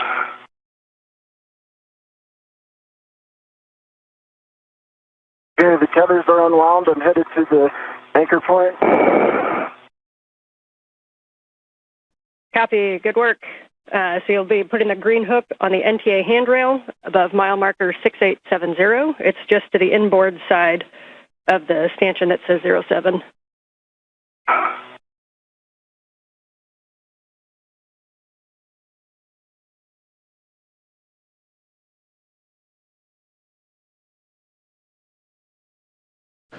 This is Mission Control Houston. As we approach the 1 hour mark in today's spacewalk, The reports are very, very good. The crew is right on the timeline as they work their way to remove the heat shield along the boom of the space-to-ground antenna location on the Z1 truss.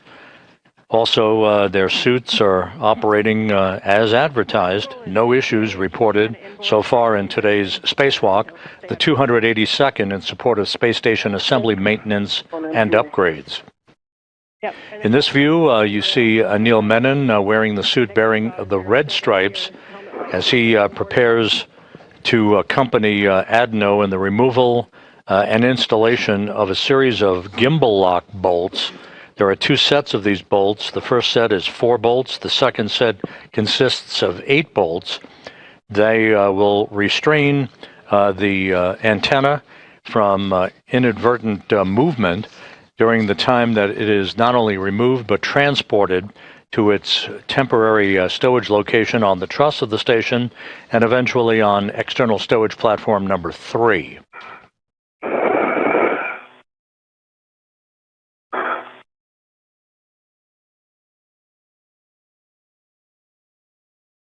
Okay, the green reel is locked.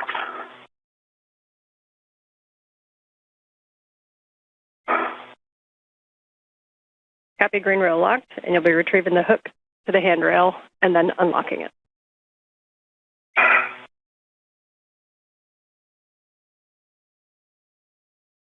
Green hook is off.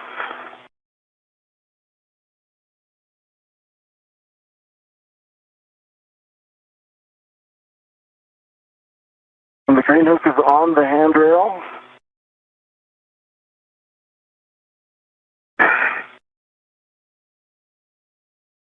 The green reel is unlocked.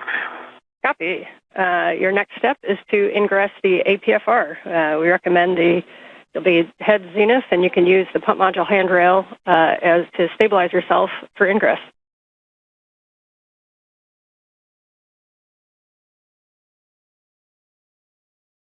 Menon finishing up the preparatory work for his planting of his feet in the articulating portable foot restraint at the end of Canadarm2, upon which he will be maneuvered back and forth in the transport of the failed space-to-ground antenna and its replacement over the next several hours.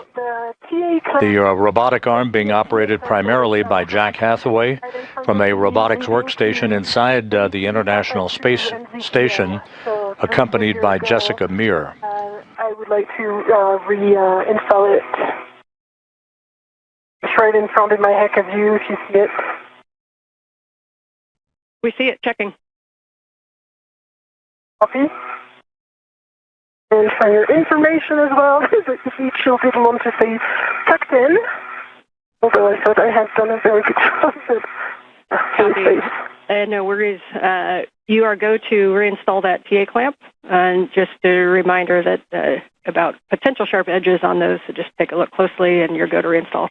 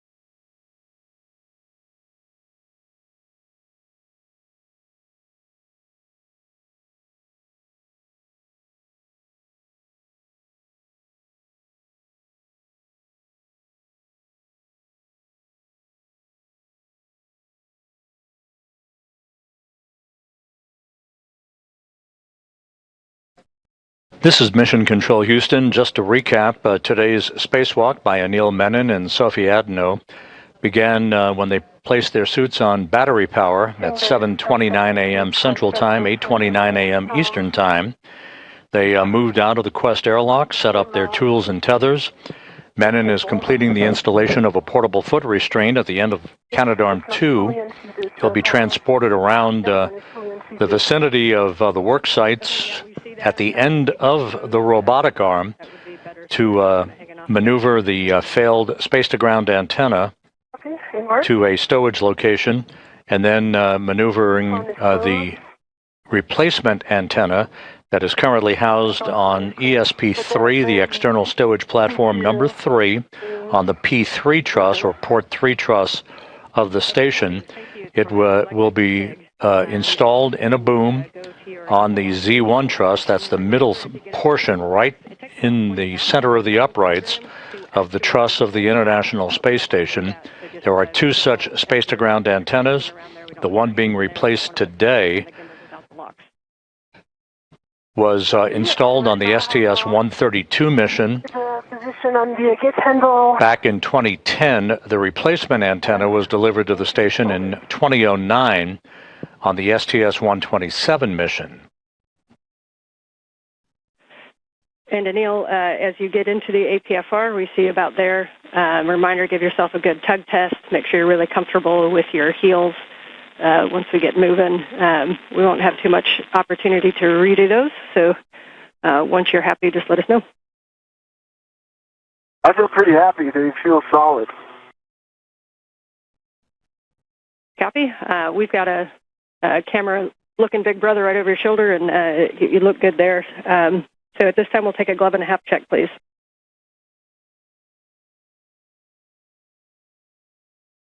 Half dry. Those are nominal.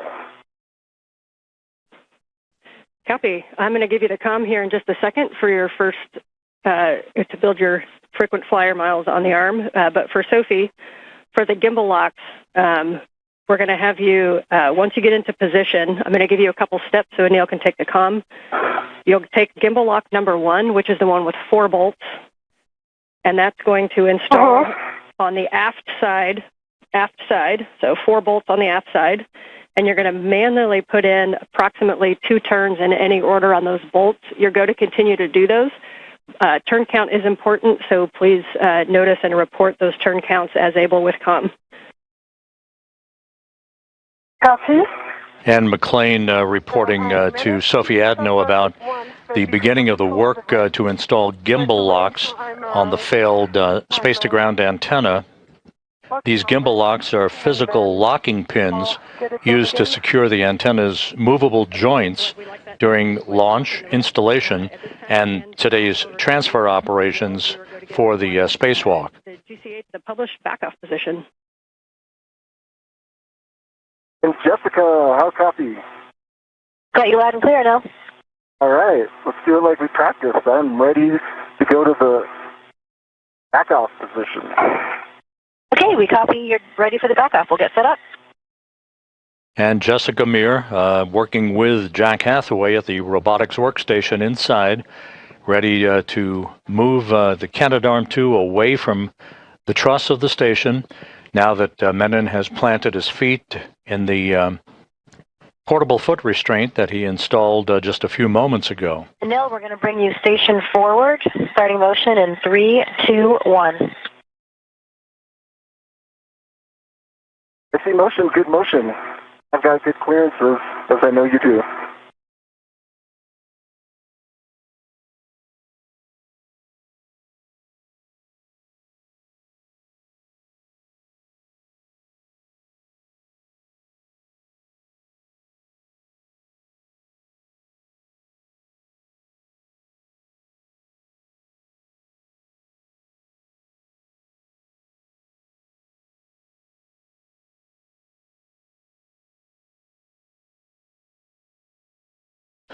A good view of Anil Menon at the end of the station's Canadarm2 as he is being backed away under the controls of Jessica Meir and Jack Hathaway. He'll be maneuvered to the Z1 truss to join Sophie Adenot for the procedures to install gimbal locks, these locking pins on the failed space-to-ground antenna before it is basically disassembled from the boom upon which it has resided for the past 16 years. Go for that.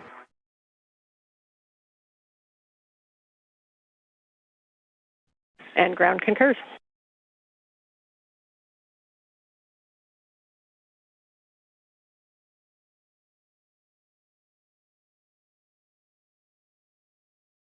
And Sophie, as you get set up, if you need to redo RETs, you can.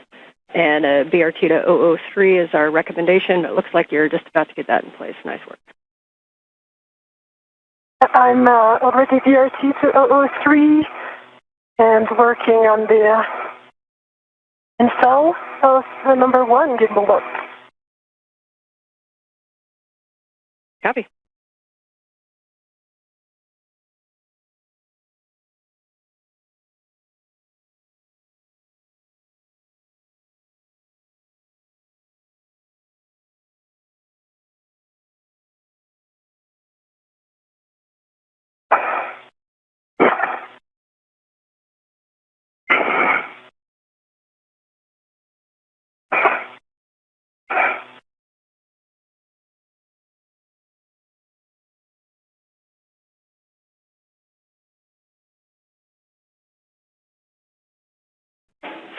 And Anil, from both, a couple words on HECUS for both of you. Anil, it appears that maybe you may have bumped a button, if you don't mind cycling that and turning it back on. And for Sophie, no rush, but when you have a free hand, we think maybe your HECA got bumped downward, so we kind of are looking down at your MWS. Still a great view, don't stop what you're doing, but when you have a chance, we're going to move that back up. And then my green light was on, but I'm power cycling it. Copy, thank you, good info. Copies. And Anil, this is Jessica. Are you ready for the maneuvers to intermediate through Z1 backoff? Anil is ready. Okay, that'll be about 3.5 minutes. Starting motion in 3, 2, 1. I see motion, good motion.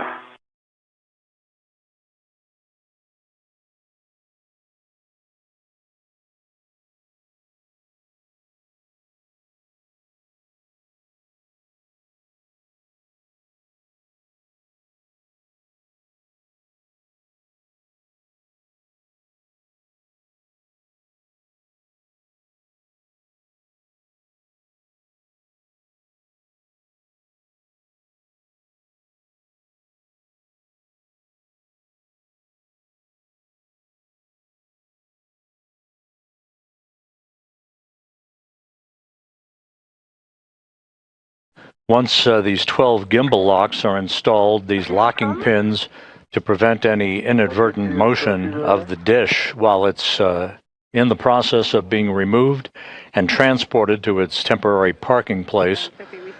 The actual release of the failed antenna will be through 4 bolts that will be driven by Adenot with the assistance of Anil Menon.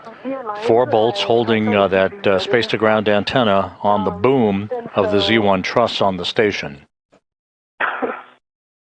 I think I'm going to have to wait for Anil to install it.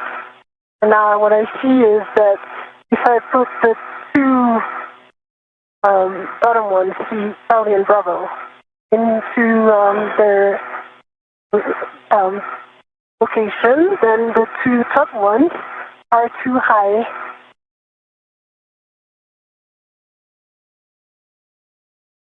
Okay, we are tracking. And if we wait for Anil, that's okay. If you'd like to continue to troubleshooting it, just make sure that there's no side loads pulling on it. Maybe one of the AETs, or if gimbal lock number 2, it looks like it might be kind of stuck behind one of those NZGL cables. And if you free that, it might give you a little bit more of a push. I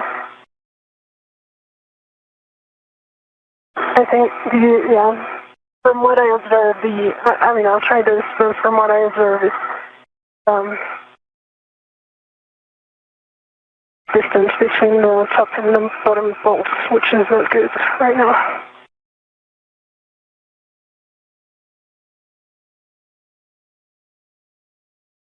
When I get there, do you have suggested solutions? Yeah. So ideally, if you could get a hand to the key handle to try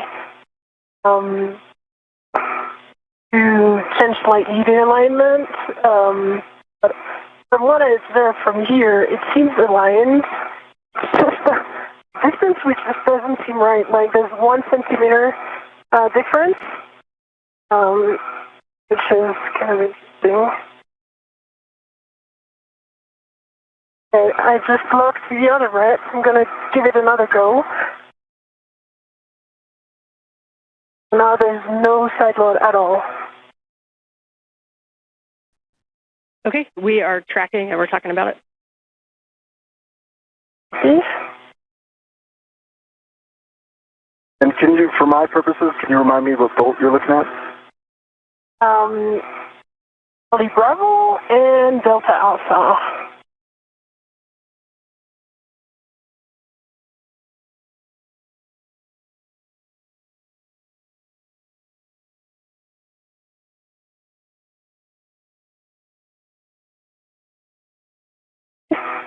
Yeah.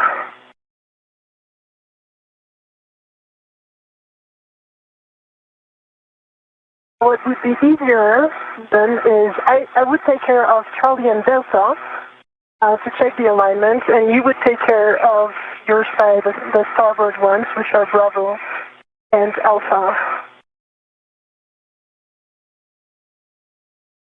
For now, either I align the 2 top ones or the 2 bottom ones, but I cannot do the 4 there. Copy. And we copy, Sophie. We're talking about it also. Copy. And so to clarify, you believe that if you hand start, say, Bravo Charlie, that Delta and Alpha will not reach, or if you do Delta Alpha, that Bravo Charlie will not reach? Is that a good read? That's a good read. But I'm slightly too later oriented, so I would be able to confirm only if I move, which is kind of tricky right now because I have the 2 gimbals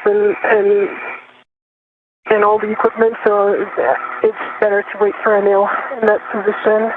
I tried to, yeah.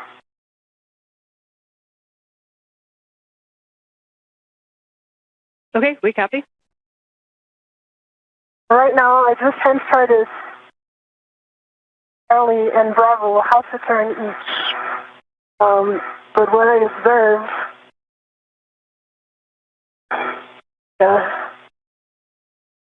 oh, it doesn't work. Or maybe it just needs some more force to attack. Okay, we copied the half turn on Bravo and Charlie, and that they need a second set of hands for the rest. Yes. All right, well, we knew there would be some curveballs, so we're ready.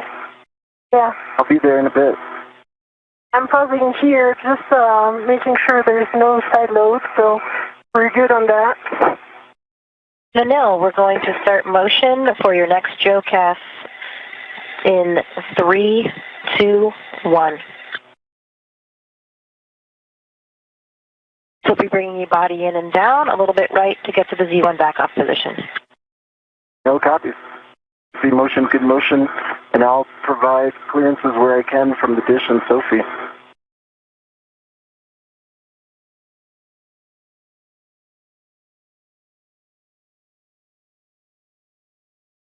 I see the day is coming, so I'm going to turn my visor.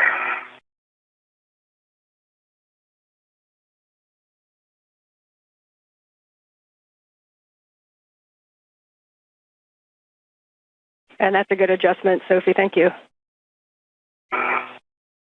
Okay, welcome. I can even point it better so that you can see.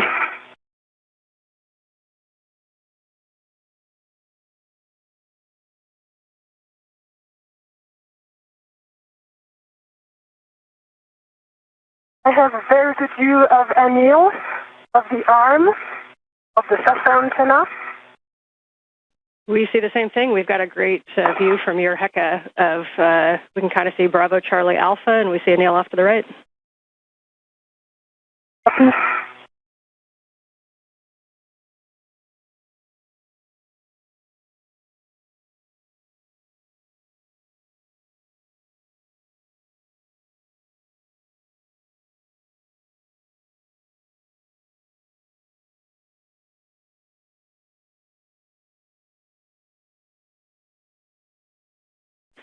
And Sophie, if you're able, we understand half turn on Bravo and Charlie. If you're able to go to the full 2 turns, we think it'll be a slightly better config for those 2 bolts.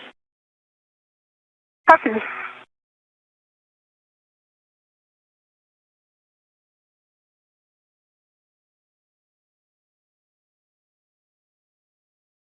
It's a full 2 turn on Charlie and Bravo.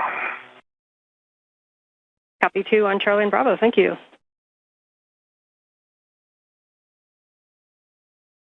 It was awesome in your menu. Thank you.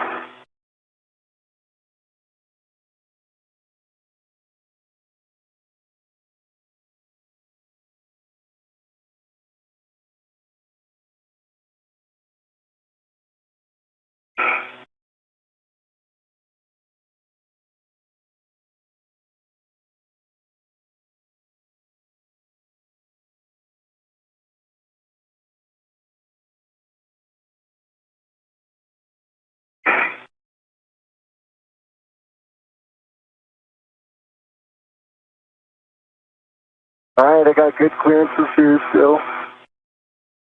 Yep. Excuse.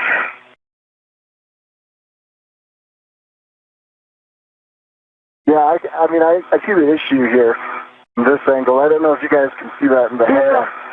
Basically, it's Way too low. can you guys see the HECA?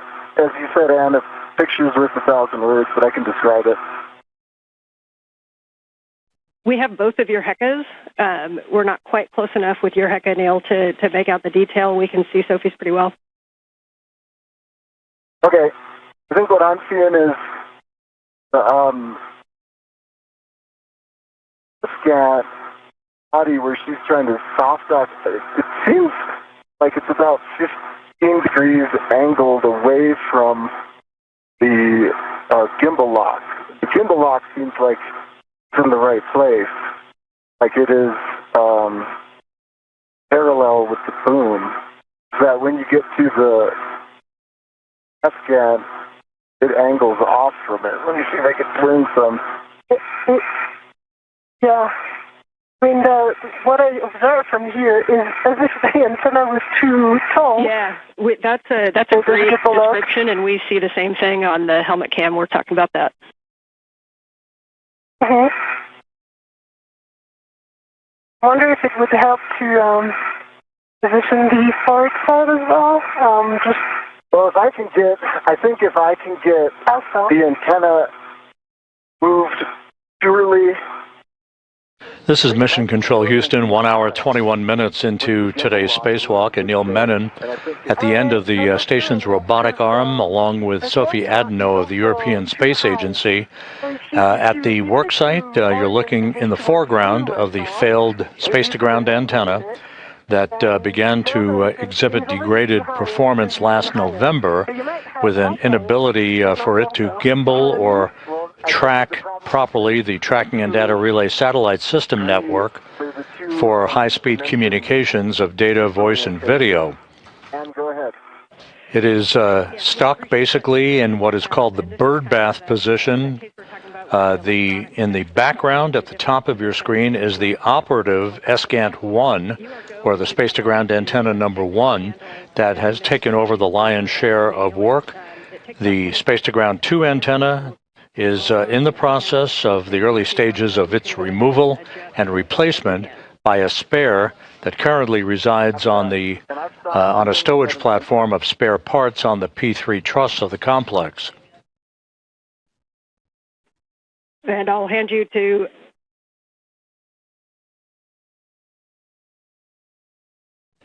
The two spacewalkers are in the process of attempting to install two sets of gimbal locks. These are physical locking pins used to secure the antenna's movable joints during its installation and spacewalk transfer operations, such as we are seeing today. Yeah, I'm trying to not reposition myself. That's it. And Sophie, it was a good call to just wait. I don't think this would have been something you could have resolved. Yeah, there's a big delta. It's not a small alignment issue.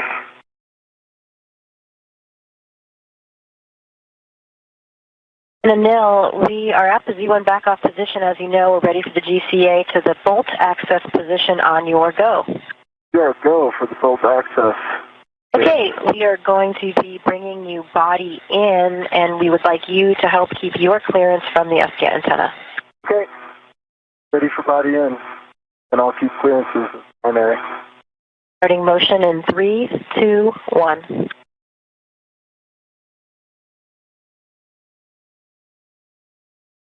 I see motion and good motion, and I've got good clearances. I've got a meter from the T-handle, the hand extended.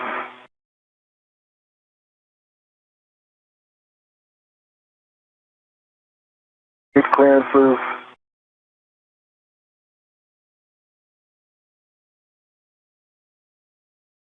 I'm good. I've got a meter distance. I'm personally moving my body in air, so I've got good clearance.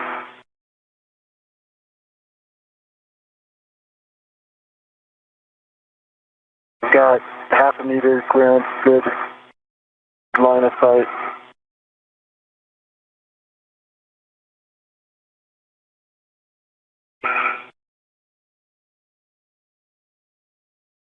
We've got good clearance. And I cannot see anymore the SATA antenna, so I cannot check anymore. You have clearance on the SATA. Copy. And I've got good clearance from the SGANT. Got it. Good foot. And I can move my body even more. I've got good clearance from the boom.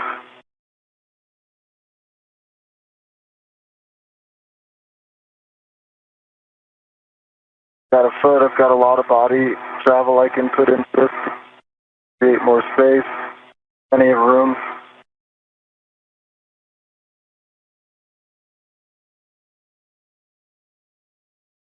I've got plenty of room. Yeah. All right, we're coming up on another handover, I but you guys can continue to work this, and we'll take a report on the other side, but you are go to manually manipulate those gimbals to see what you can get. Watch for pinch points. Oh, great. I think we can get this, Ann. I've got high confidence. We see it. Okay, working on Delta. And there is much joy in MCC. Okay, 2 turns on Delta. 2 turns on Delta. Copy, 2 turns on Delta. Okay, Anil, we have reached the published position. And in mid-sentence, we've hit a short gap, in our tracking and data relay satellite system communications, not related to the space-to-ground antenna work that's ongoing. Okay, copy, go. Menon and Adenot working on the installation of these locking pins before the failed space-to-ground antenna can be removed from its boom. Bravo, Delta, Alpha, in this order. She might be on handover, so... I'm here. Yeah. I think maybe... Okay. So, hey guys, hey, nice job. We copied 2 turns on all bolts. You're going to now retrieve the PGT. They both work. We recommend using Sophie's PGT with a 2-inch rigid.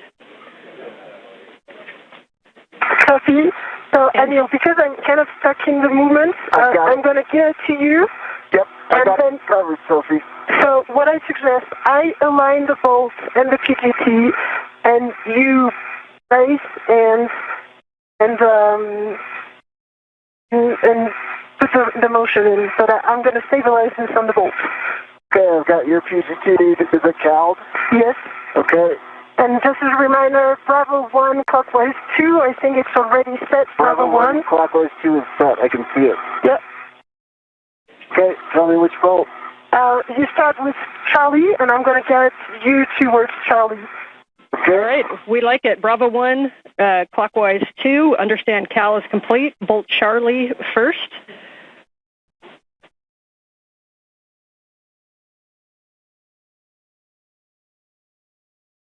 Charlie first. Okay.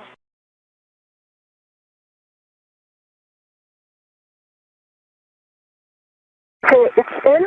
Yeah. And then I'm going to... Turn to motor. Wait, can you hold the PGT? There. The PGT held. And I'm going to turn to motor. Why don't I stabilize it and you hit the trigger rate? Now do the turn count. Okay. But you didn't do the CALD, right? I had heard it was CALD. We did not CALD it. No. We need to CALD. No, okay. So when you turn it on, right make sure now. the collar goes to Cal first, Yes. and the ratchet is in clockwise or counterclockwise, and press the trigger for Cal. Yeah, it worked. Copy.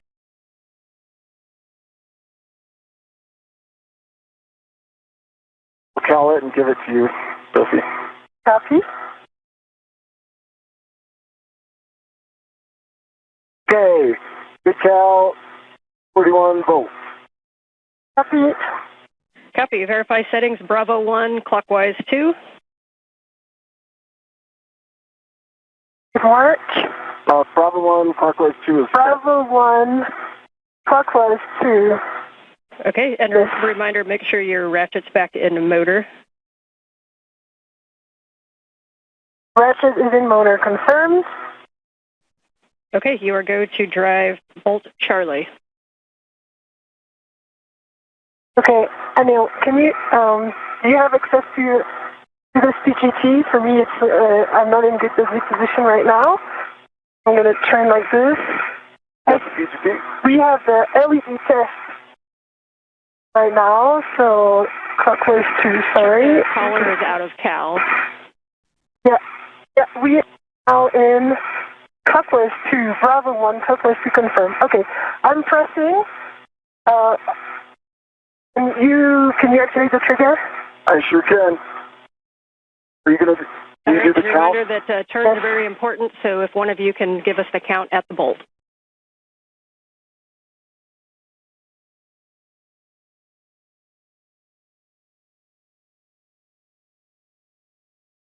Okay, that's it, Sophie. There was 4 more turns, and we have a low torque. Actual torque is 1, and there's fault and torque by red LEDs that are on right now. Copy, checking. And you can go ahead and try with the same setting. Make sure that there's no side loads. The 2 inch is not as forgivable as the 6 inch, so make sure there's no side loading at the bolt. You can also kind of wiggle the gimbal lock, and then you can hit it again with a Bravo 1, clockwise 2. Okay. Hold it right there. I've got a good grip. Okay, what's it say? That's my 1, repositioning. The torque again, fault.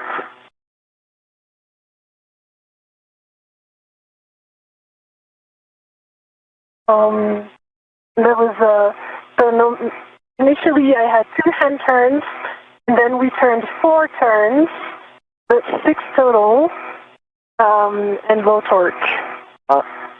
We copy low torque, and we copy that you did got no additional turns on that second one.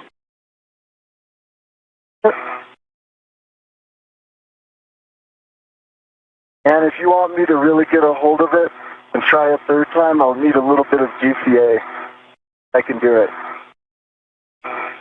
Yeah, we do think you guys can decide if it's GCA or if Sophie needs to reposition. We do think that that the PGT needs to be braced a little bit harder, so maybe clocking it down so that the PGT handle is directed nadir more towards Sophie or in a place where you can have 2 hands on it with your BRT. If you don't think that's going to work, then we'll look at GCA.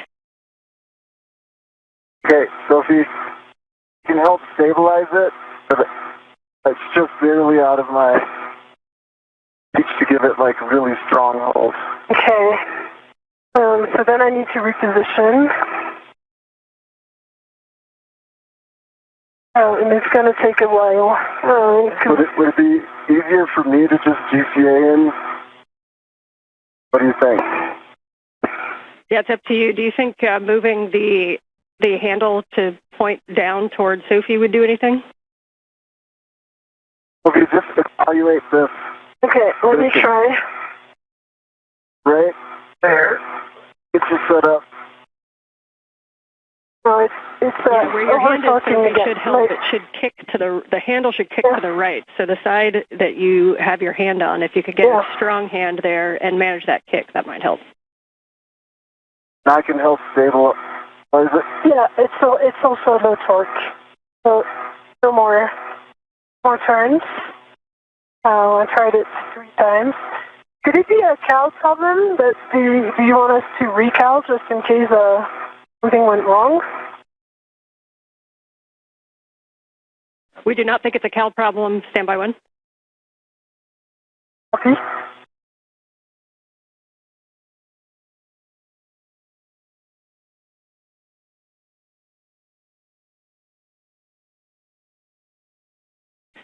And Sophie, just to be clear, we got the full 2 hand starts and then 4 additional turns with low torque. Have you gotten any additional turns or any good torque indicator? Yeah, okay, so right now we have green torque light, and actual torque is 12, and I pressed 4 times the trigger, and now that was a total of 1 more turn, so that would add up to 5 with the PGT plus 2 hand turns, 7 total, and 12 actual torque.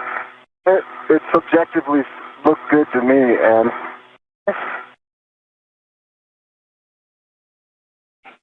we're double checking that. We think that's a good bolt, but standby 1. Your next one after this is going to be Bravo if you want to start thinking through that.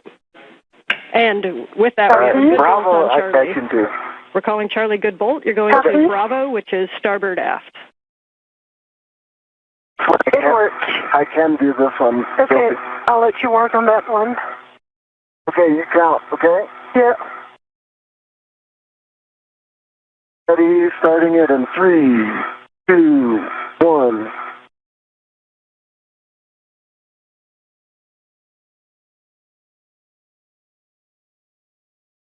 That's 4. Does it say? And I can see it's a good green light, 12 tons, 3 actual torque. And that was 4 turns. Copy 4 turns, green light.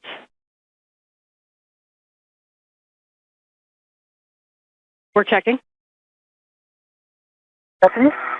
And while they're checking, I definitely can't get D. So you want to assess D with this?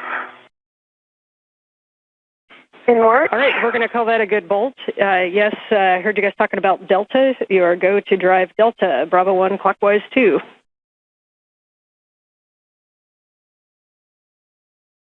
Hey, you got it? Put it more down. Okay. Yeah, okay. Now it's good. I have it.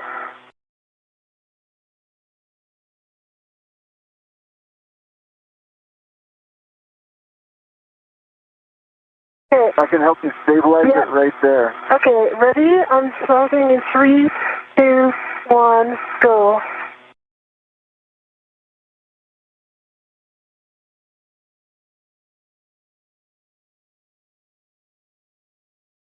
I saw 5. 4.5. Okay. 4.5 probably. 4.5. With green light, 12.1 torque.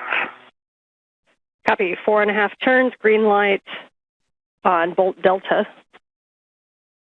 Yeah, and from what we observed, it's fully seated inside the location. That's what I can do if you want me to do Okay, it. please do it, and I'm going to hold it. Okay. All right, you count. Tell me when you're ready. I am ready. Okay, 3, 2, 1, driving.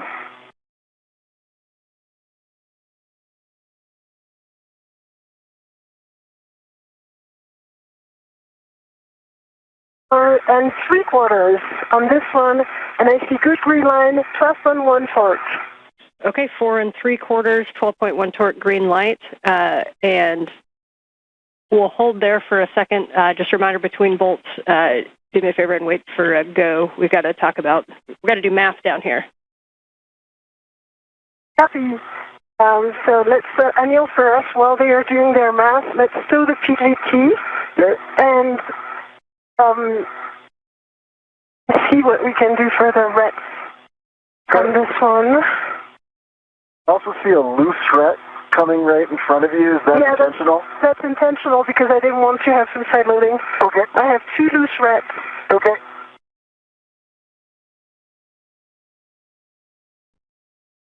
Okay, and for the crew, you can go ahead and move to gimbal lock number 2. Reminder to pull that around to the port side for the AET routing.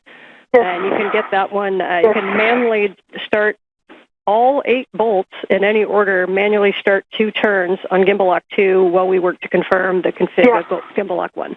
So, Anil, copy, Anne. Good copy. Anil, can I, before doing that, please, can you release this AET and unlock it? It's going to go back to the bag.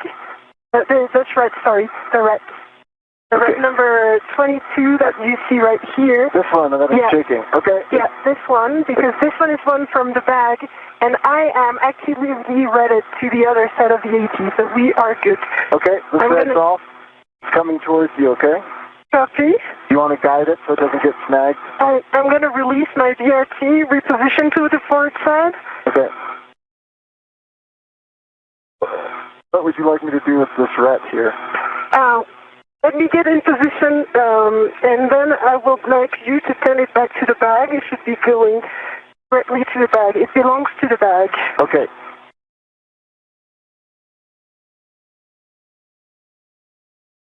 Good job on those bolts. What? Good job on those bolts.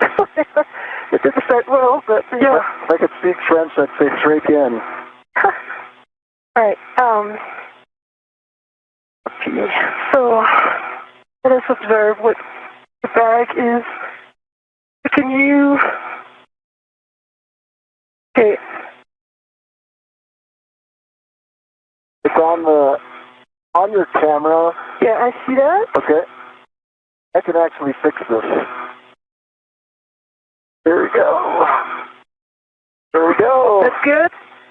Do you unlock it so that it retracts? Unlocked? You want me to let go? Let go to the bag. All right, it's in the bag. It's in the bag. Hold on. All right, now I'm going to go around. And there is a gimbal lock right above your head. Wait 1 second. Yeah, I am waiting 1 second. I will move over. I've got control. You got control. My hands are on the agate handles.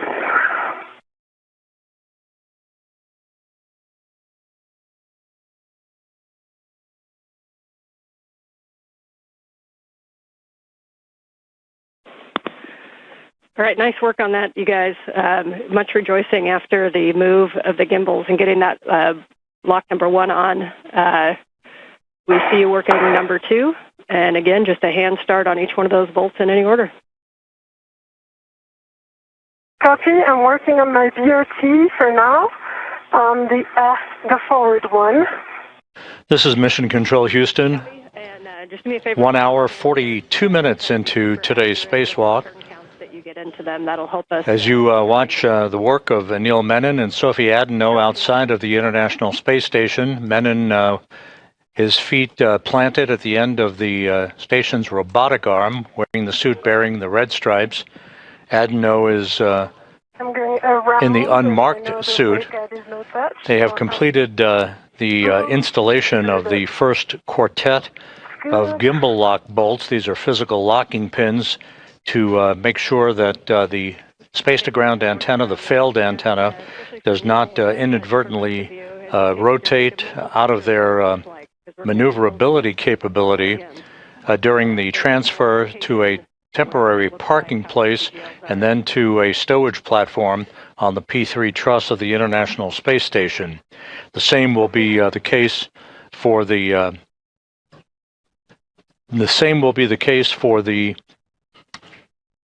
replacement space-to-ground antenna that is currently housed on ESP3, the stowage platform on the P3 truss, that is replacing this failed antenna at the center of the station's truss structure.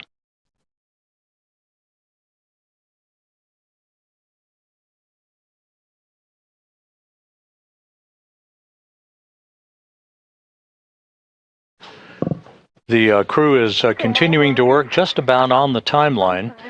The first order of business, of course, the removal of a heat shield at the base of the boom upon which the failed space-to-ground antenna resides.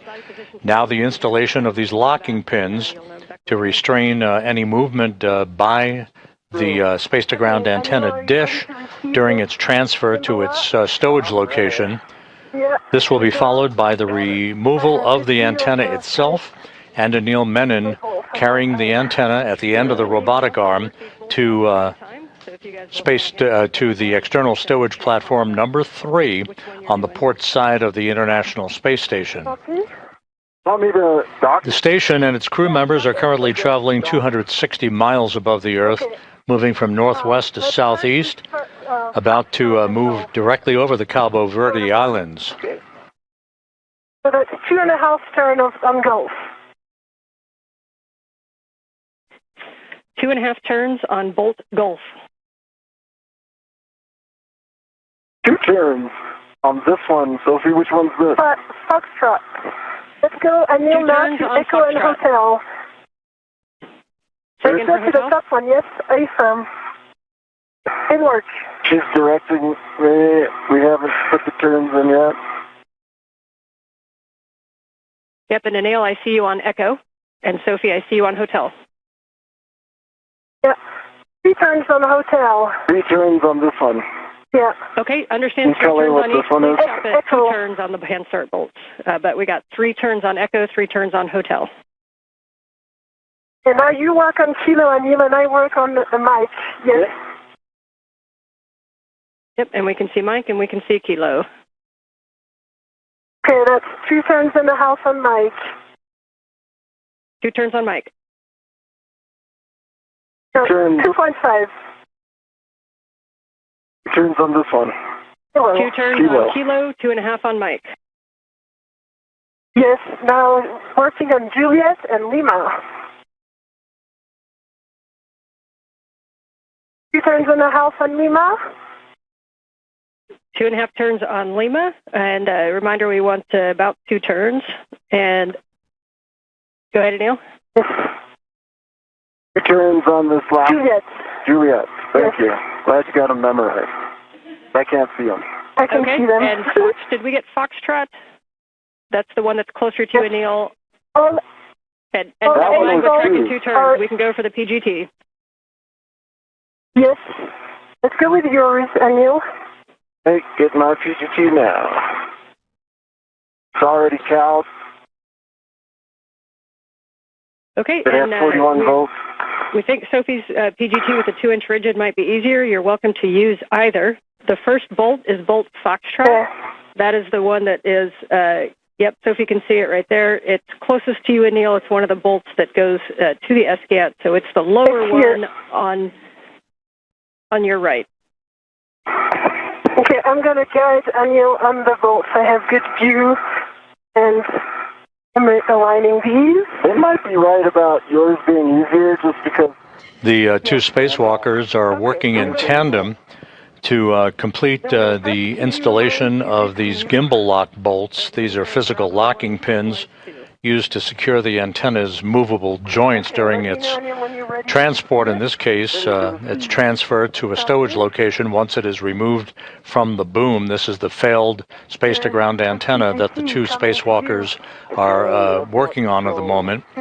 We are 1 hour, 47 minutes into the spacewalk. Everything is proceeding on schedule. And we got Bravo clockwise 2. Yeah, Bravo 1, clockwise 2. We are happy with that. Bolt Foxtrot. Okay, I'm on Foxtrot, right, Sophie? Yes, you're on Foxtrot. Let's go. 1, 2, 3, you count turns, okay? Yes.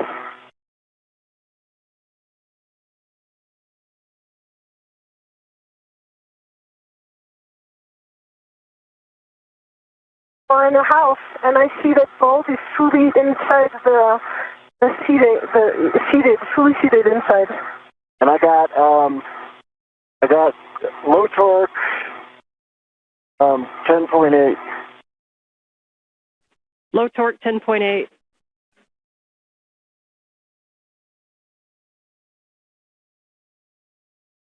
Okay, let's hit that bolt one more time. Just reminder, try to be in a real good bracing position, no side loads. If you need to wiggle the gimbal lock at all, this first bolt might have a tendency to side load more. And bolt Foxtrot. All right, I hit it again, and I got good torque, green light. Only turned maybe an eighth of a, I don't know, it could have been 0, but it's at 11.9. A really small turn, basically, almost nothing. Okay, we will move to Bolt Golf. Bolt Golf, that's the one closer to Sophie on the other side, while we let MER determine what 4.5 plus an eighth is. All right, I could do this one too, Sophie, if you want. Okay. Okay, you ready to count? The space-to-ground antenna that the crew is currently working to install these locking pins on, this is the one that exhibited restricted motion beginning last November and a degraded performance in its inability to auto-track or gimbal, if you will, swivel to point itself toward the That's 5. tracking and data relay satellite system satellites that orbit the Earth in geosynchronous orbit in a constellation as the hub of NASA's communications system. 5 turns. Your next bolt will be Bolt Echo. Echo. This particular antenna was launched and installed during the STS-132 mission back in 2010. So after 16 years of yeoman's work, it is being removed and is being replaced by a spare that has been housed out on a stowage platform on the port side of the truss of the International Space Station since 2009. All right, green light, 12.1. Copy, and say again, turn count for Bolt Echo. 5.5. And it's fully seated from what we observed. Copy, 5.5. And you are going to move on to Bolt Hotel. The symmetrical part closer to me.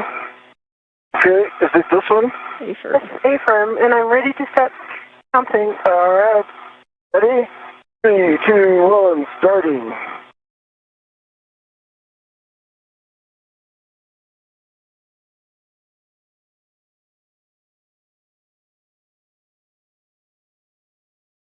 Five and 3/4. Green light, 12.2. 5 3/4, 12.2 green light. Copy for Bolt Hotel. Can move on to Bolt Kilo. Kilo is the one closest to you, down. Yep. That's it. And I'm ready to count. Hey, 3, 2, 1, turning.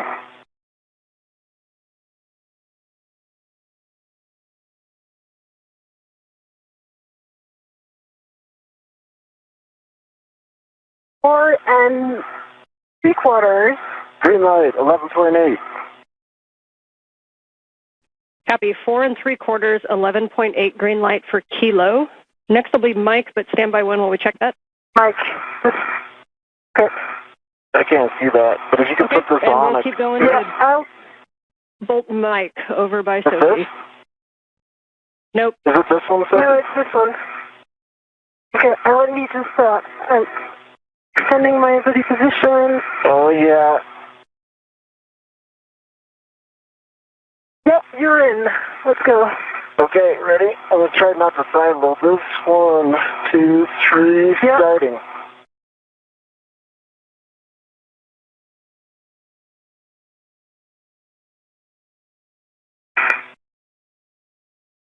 4 3/4. Woohoo! Green light. 12.1. Well done. All right, next one is the top 4 one closest to you. 12.1 for Bolt Mike. You can move on to Bolt Juliet, which is over by Anil. No, not this one. Yeah, the one closest to you, that sense. Okay. Ready, Sophie? Ready? 3, 2, 1.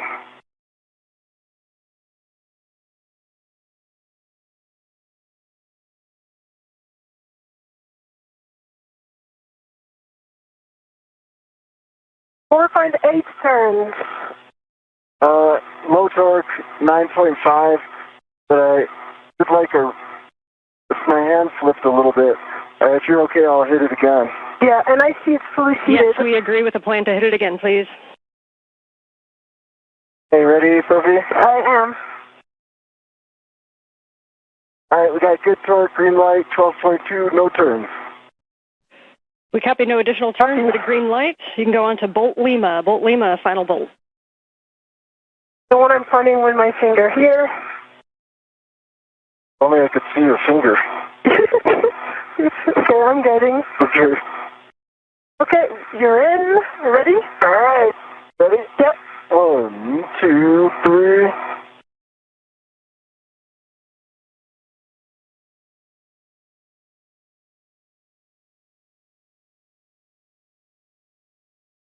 It's 5 turns. Green light, 11.4. Copy, 5 turns and 11.4 green light. Nicely done. Folks are going to discuss that down here for a little bit, but at this time...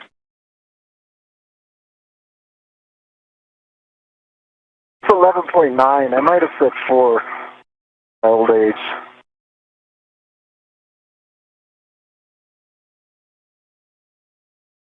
What we observe from here is that all bolts are fully fitted into the golden part. Okay. They look all the same.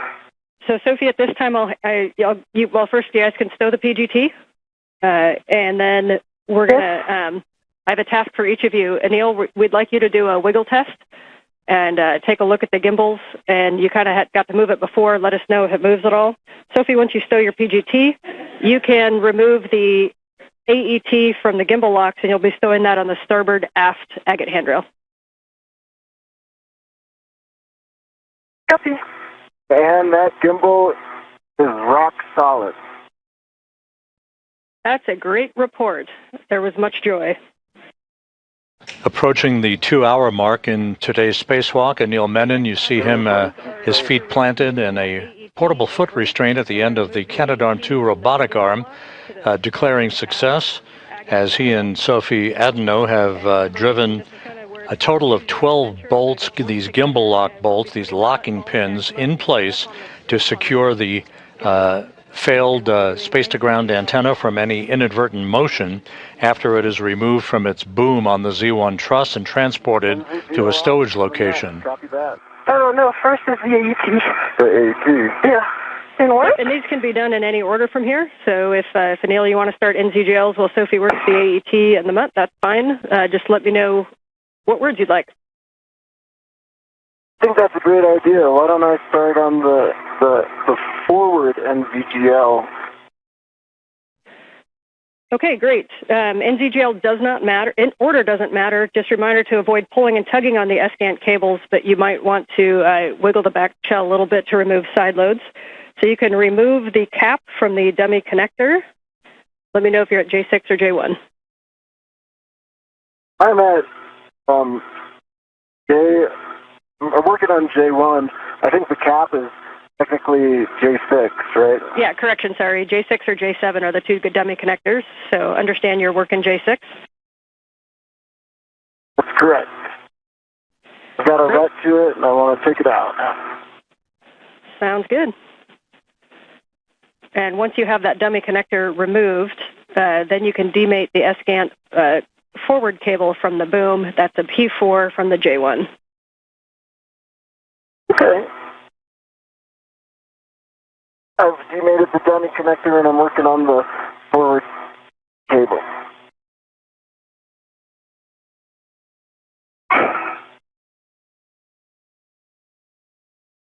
It's aft over center now, and it's off. The O-ring, there's a pink O-ring in the plug that looks to be wedged in by friction. I'm trying to get a heck of view on it.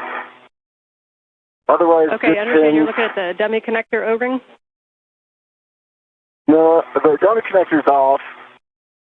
The dummy connector O-ring is pink, and it's seated very deeply inside. When I look at I just took off J1.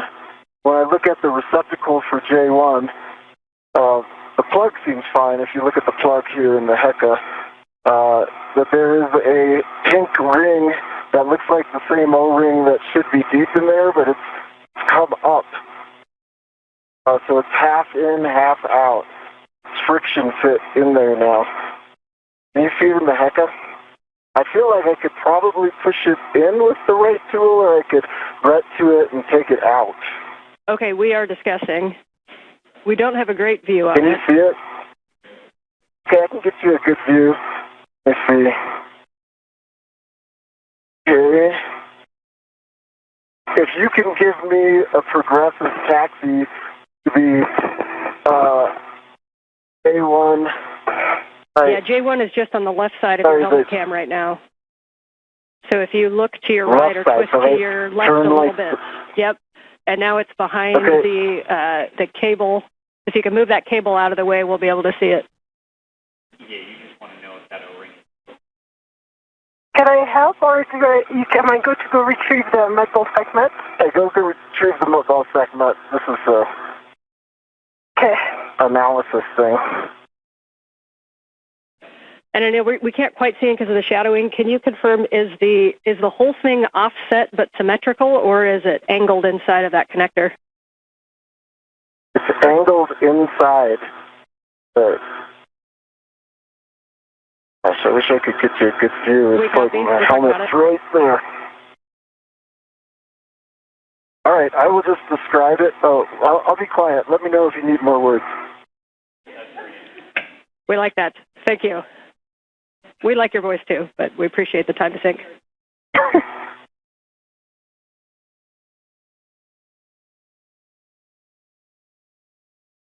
Okay, you are going to put the cap on there. We are okay with that angle. So once you've looked at the cable and verified no FOD, good pins, and a good EMI band, then you can mate that cable to the dummy receptacle and the cap on the J1. We probably won't be so forgiving of the new one.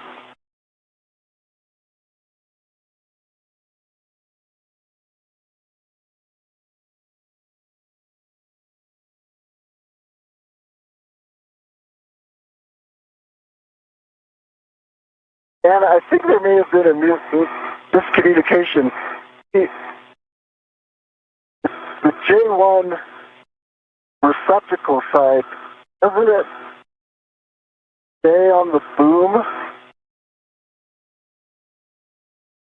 So, okay, and say that one more time. Like, when we bring in the new one's going to attach its NGL to this back. Okay, you're talking so the J1, so the O-ring is in the J1 connector that's on the boom. Is that correct? That is correct. Okay, appreciate that clarification, and yes, we'll be using that one again later. So copy that you've got the NZGL cable to the dummy receptacle, and now you can put the cap on the J1 boom connector. Okay, I'm going to put the cap on, but the pink does stick out 50%.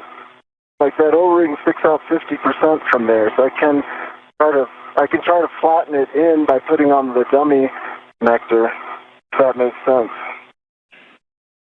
Yeah, we're checking. Yeah, if you want to try that, we're good with that.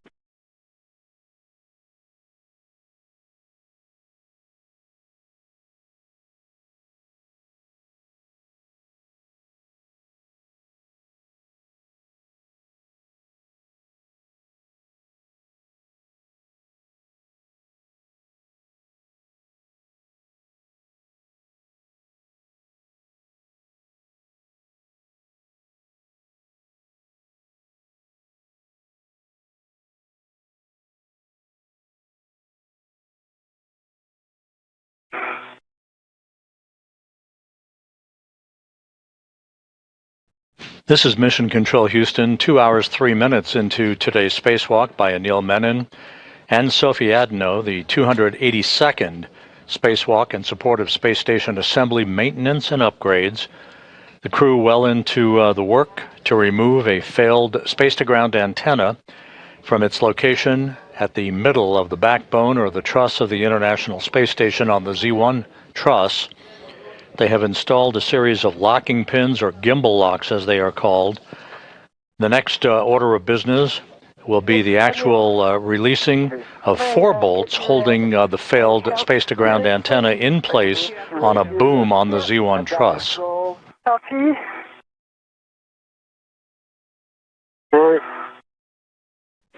And we came back from a handover, so Neil, if you had any other words that we may have missed them on the J1.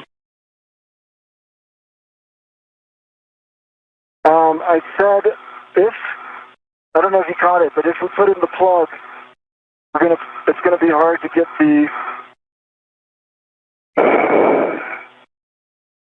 Sorry, I went to go get something, and sorry. If we put in the plug, it's gonna be hard to get that pink rubber O-ring out again. But if the decision is to take it out now, it's partially out, and I think I could get it out. So I'm just verifying that you want the plug in and attempting to flatten it in there. Okay, we understand. We're talking it.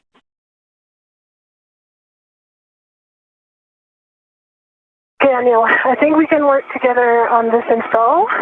Okay, I think I need to hand this to you so I can secure my APFR position. Yep. Reach got me out of space a little bit. Anil Menon is referring to the demating of the acronym is NZGLs. These are NASA zero-G lever locks.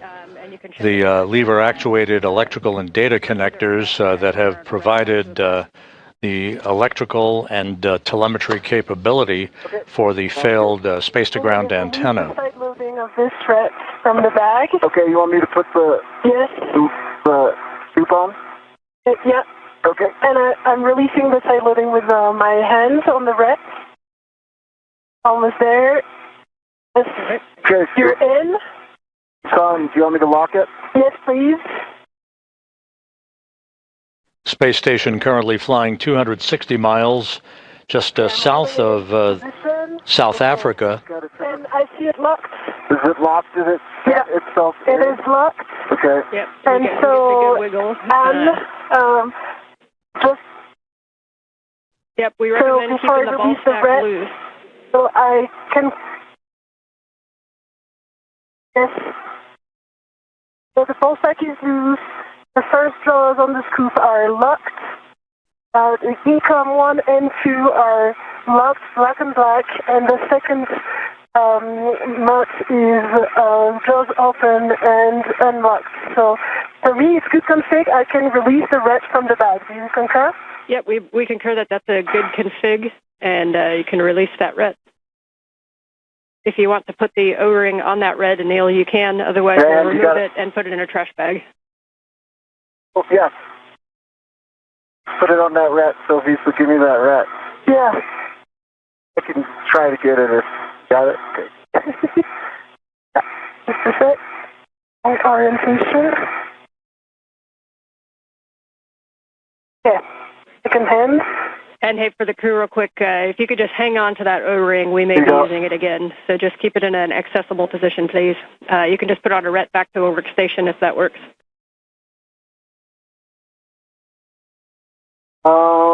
I should keep it on my person then. Okay. Okay, we like that plan. Good config. Nice work on the scoop and mutt ball stack. That looked pretty simple in the scheme of things. And we'll be going for the second connector. Okay, confirm I released the red from the bag. So we don't need it from the O-ring. You release the ret, Sophie. I'm going to put the O-ring on this AET right here and keep it behind my workstation. Copy. is... Okay, we like that config. The things that we have left are the other NZGL, and then we'll be releasing torque using the ratchet wrench. So if you guys want to work the last NZGL, then we'll get in position. Okay, let me work on the NZGL. I'll work on this cat, and you do your thing with the O-ring. Okay. Okay, so you'll be removing the cap from the... Again, the acronym NZGL refers to a series of electrical and data connectors that have held the space-to-ground antenna in place on the boom and relayed both power and telemetry capability during its functional days. This antenna began to display a degraded capability last November in its ability to auto-track the tracking and data relay satellite system satellites, the constellation of satellites that orbit the Earth in geosynchronous orbit about 22,300 miles above the Earth. The situation with this particular antenna continued to worsen, causing flight controllers to transfer the prime load of communications capability from the station, the high data rate transmission capability, to the other SGANT, SGANT 1, that is located alongside of the failed antenna on the Z1 truss of the International Space Station. Yeah, okay, it doesn't work. Now with the two of us. Okay, ready? Yep. And we're sure we got it up, yeah. Yeah, lever aft over center. So okay. You're good. Okay, I've got good leverage here. Yep, and me here. Okay. 3, 2, 1. Steady pressure. Okay.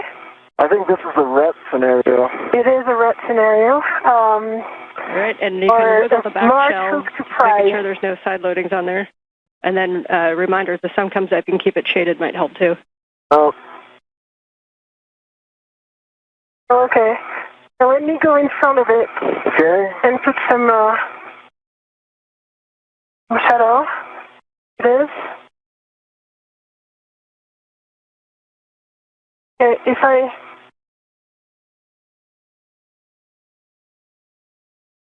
try like this? And I'll wiggle the back shell. Just give you some. Yep. Okay. We're seeing you working it, and you see that the like we're making a little half. And this is a situation where you could use an AET as well if you need a little more pulse.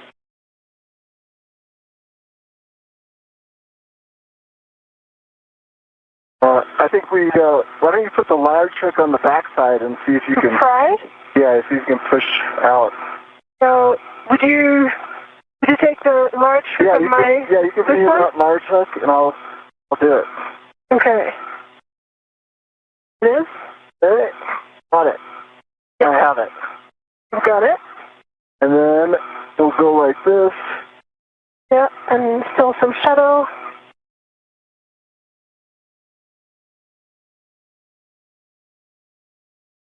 Okay.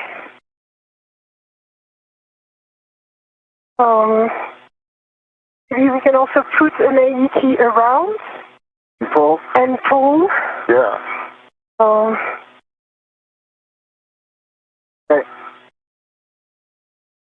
All right. Yeah, so our ideas down Try here is one you more can put time. an AET yeah, down. and I'm going to help you push like this.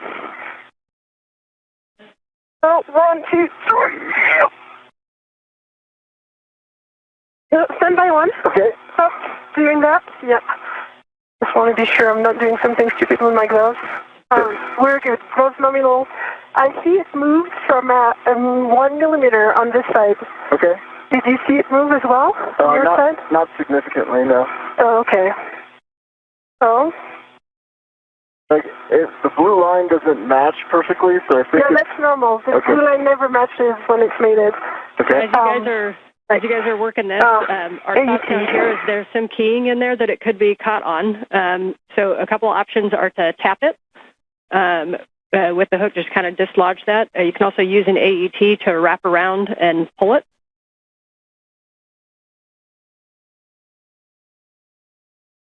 Do you think the night time would make it easier?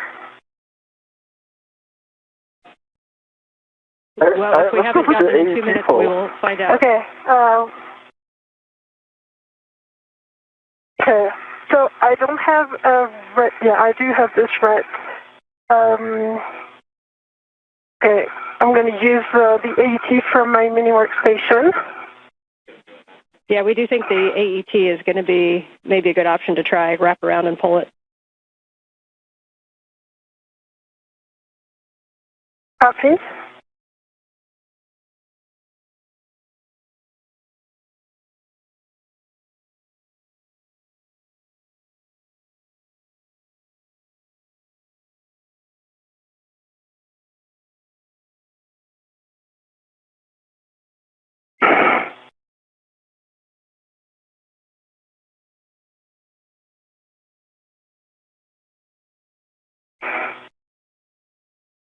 No, I think it's going to be faster to use the AET from here. And one note, Sophie, when you're pushing, there's kind of two parts in that shell, and if you're right against the kind of the bottom of where the connector, that's the jack that kind of stays there. So make sure you go up a little bit to push on the actual connector. Okay. So I do have one red to AET that was on the agate handle. Okay, yeah, we can use that one and wrap it around. Just make sure you're not right at the base. You want to go up from the base so that you're on the actual connector.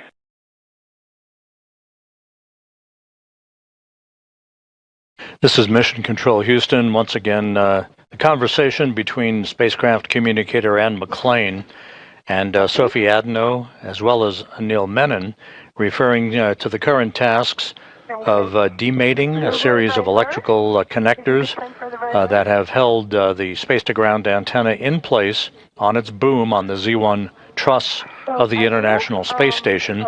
This in preparation for the unbolting of a series of 4 bolts holding the antenna on the boom. That will be the final task in removing the failed space-to-ground antenna.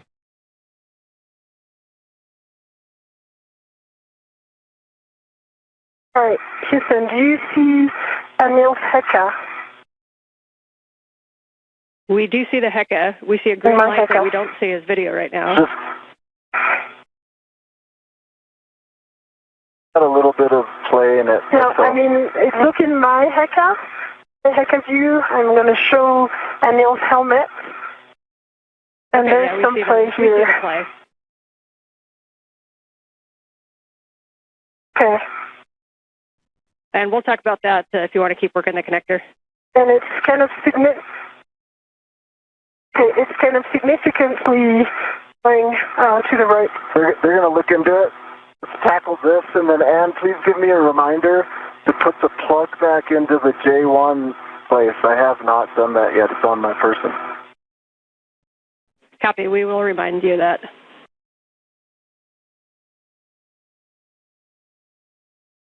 All right, let's see if we can tackle this one. Yeah, I'm just removing the AET from the agate handle, but I don't know why it's a bit stuck right now.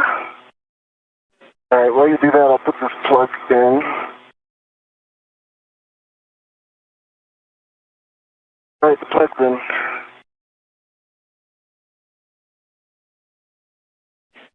And you guys had mentioned it, but we want to make sure that handle is fully thrown aft, and that you didn't sense any damage or weird sensation when you moved that. Is that correct? Oh, I did not. Aft. Is there any utility to moving it forward again and then aft? But aft, it's full aft over center. No weird you can try that if you want to verify aft.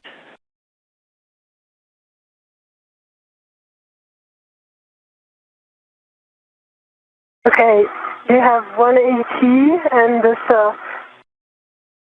it is still attached to the other part, so maybe we can use it like this. Okay, I'm going to put this waste feather here. Okay, so let me do it then. Okay, and for Sophie, for that AET, what we want you to do is wrap it around, not closest to where it connects, but a little bit up. Sort of just below where you check over center, and then you want to try to pull that. Copy. And at the same time, Anil, if you want to check side loading, I know it's a smaller cable, but we'll just want to, if we can wiggle it while she pulls, we might be able to dislodge this. Okay. So around this place, do you see what I...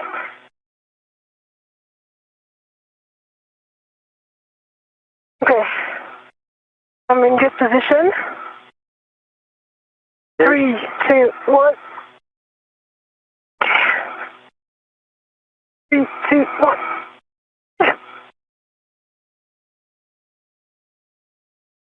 Okay. See if I can, Yeah, you do this and I do the... Yeah, let's do that. Okay, we change this. Maybe it's going to be better for you to take this 2 sides. Okay, I've got it.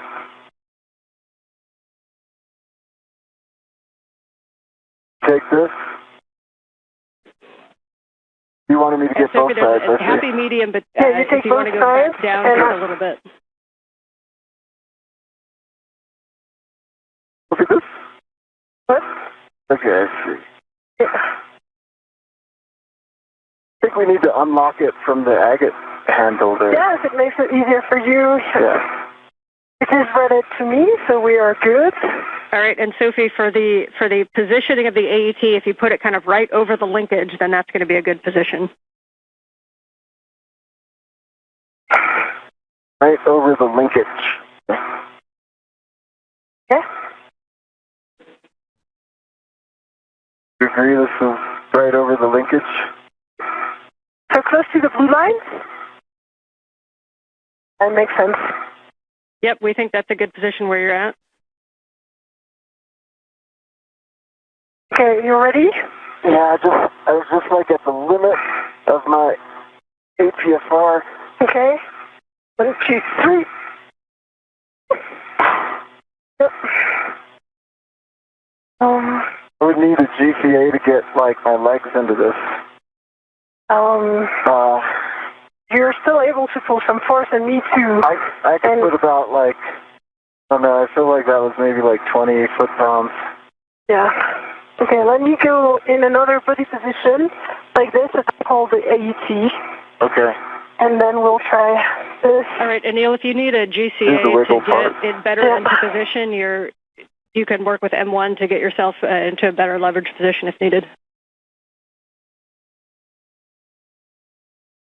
And by one, we're trying one more thing.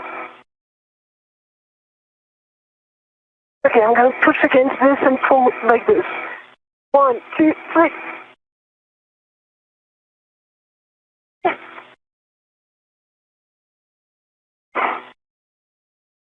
Alright, I feel like we try to talk to M1 while you continue to work on that. We're good with that plan. Jessica, how copy? We are with you on 1 or no? Okay. So what I'm trying to go is head up about 30 centimeters. That should give me a better leverage position where I can use my legs to put some force into this. I've got very good clearance, body right, and from the agate handle I can lean back a little bit as you do that. Okay, maybe I can look a little bit as well. I tried again once and it didn't work. I'm going to pose right here.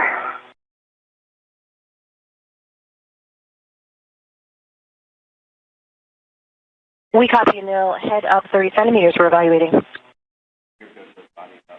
And Sophie, if you want to cycle the handle, and again, give us any feedback on if you think there's any motion that you wouldn't expect, grinding, or if you just think it's moving smoothly.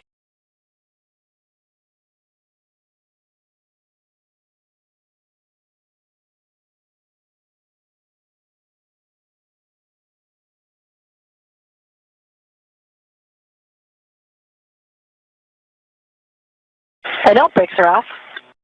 So, you just around.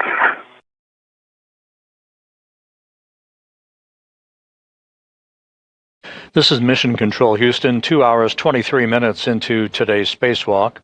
Anil Menon and Sophie Adenot continue to work with efficiency. in the process of removing a failed space-to-ground antenna from its boom on the Z1 truss of the International Space Station. This particular antenna began to exhibit crankiness in its ability to gimbal or auto-track NASA's Tracking and Data Relay satellites last November. The situation worsened, prompting flight controllers to swap strings, if you will, commanding paths from the Space-to-Ground 2 antenna, which is the focus of attention that you see in this view, in the bird bath position, as it is called, where it is basically stuck in place, to the Space-to-Ground 1 antenna that is parked right alongside of it on the Z1 truss. In order to maintain full redundancy in the high data rate transmission capability from the station to the ground, we are in the process of removing this failed space-to-ground antenna, and later this afternoon we'll replace it with a spare that resides on a stowage platform of spare parts that exists on the port truss, the Port 3 truss of the International Space Station.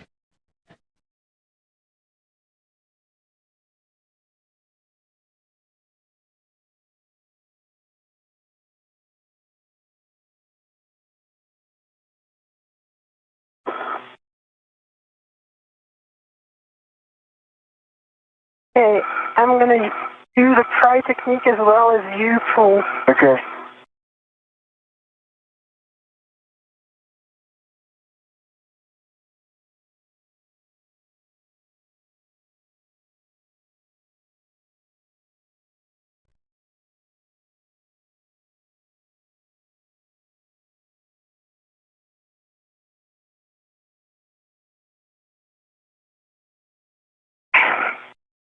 You want me to get it? Yeah.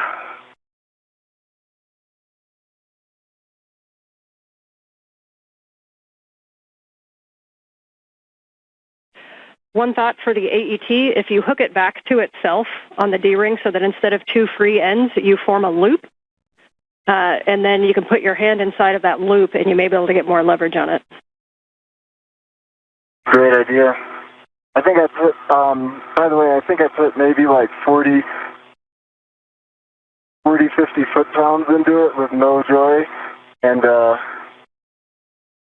we were also trying to do the remate at some point without trying really hard, but it was difficult to remate, in case that helps.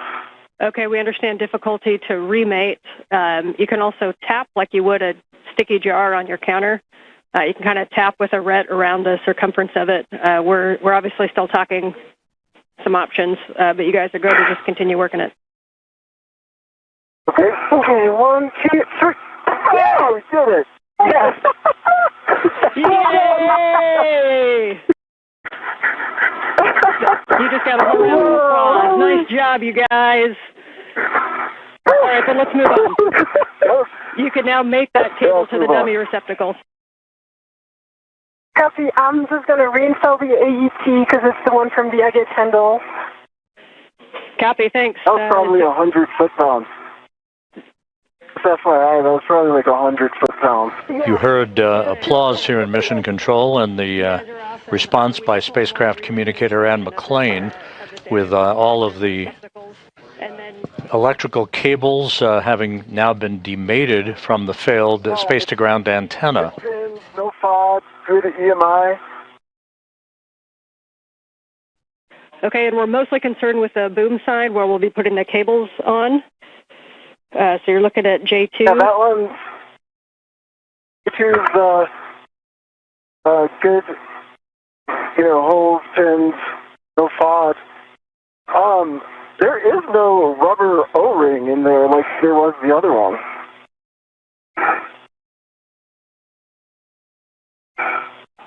Okay, that's expected. So let's get that cable. Once you got a good inspection, you can connect P5 to J7, the dummy connector, and then the caps on the boom, both boom connectors, please. Okay, it's in the dummy connector. No, not yet. We're missing inside here. We're missing, like, 5 millimeters.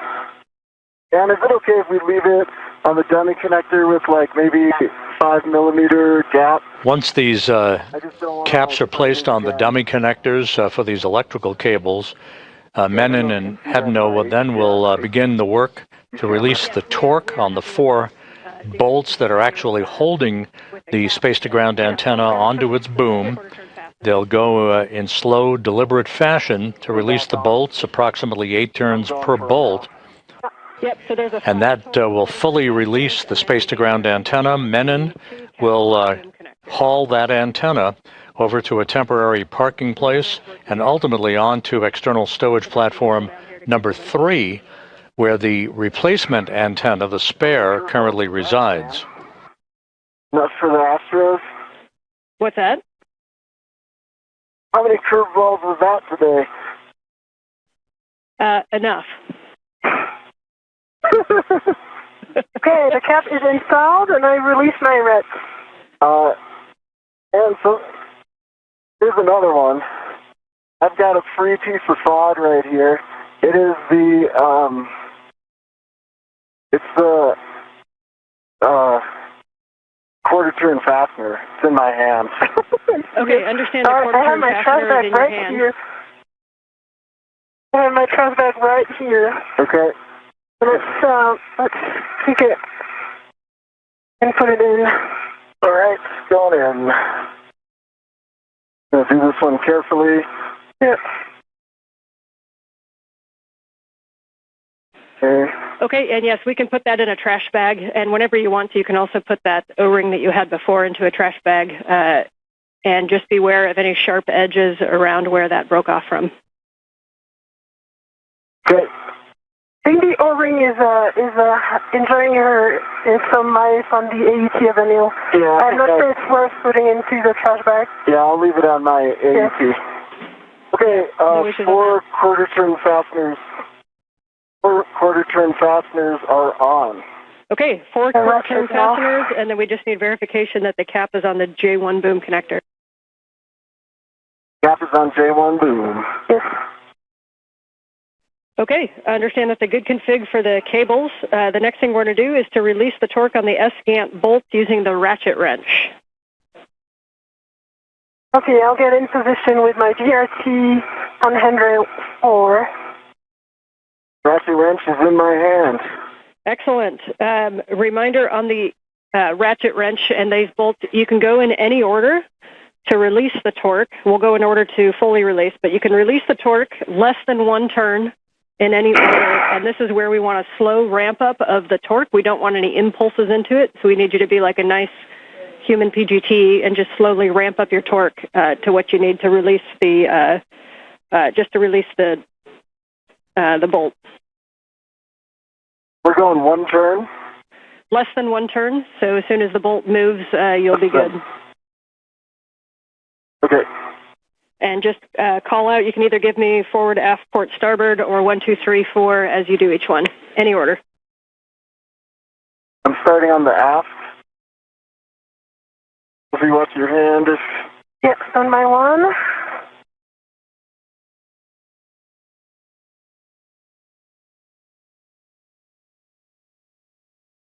Quarter turn on the aft. I'm going to put in another quarter.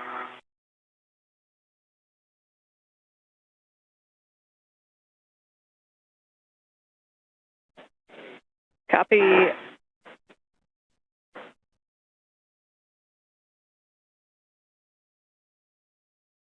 Another quarter turn on the aft, total of 1/2. I'm going to put in another quarter just because it does feel tight. Okay. We're okay with that on the aft. There's another quarter turn, so 3/4 turns. I'll stop there. Copy 3/4 turns on the aft bolt. I'm going to go the starboard bolt. Sophie, then I'll hand off to you, okay? Copy. I have good DRT stability.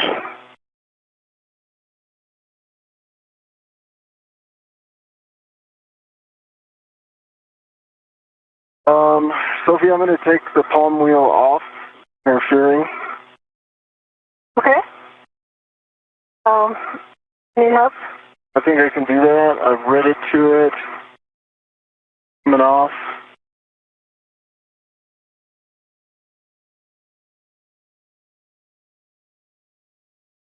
Palm wheels off.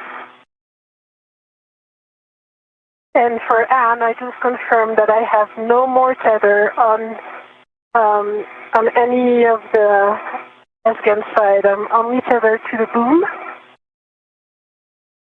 Okay, good check. Thank you. Quarter turn on starboard. Copy. Quarter turn on starboard. Bolt number 4. So if you're, are you going to be able to get both of those? For sure, number 1, and for 3, yes, I'll make it work. Okay. Quarter turn on starboard for a total of 1. I'm going to put in a little more, and then these are very tight bolts. Yeah, I see that, but you're putting a lot of force into these.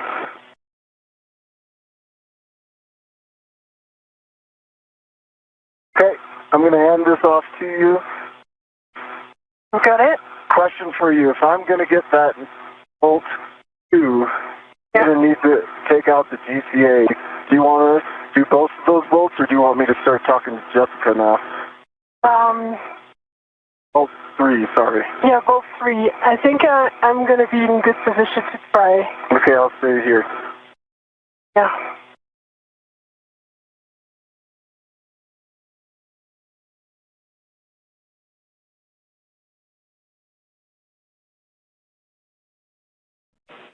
And I can see that you guys are using great technique.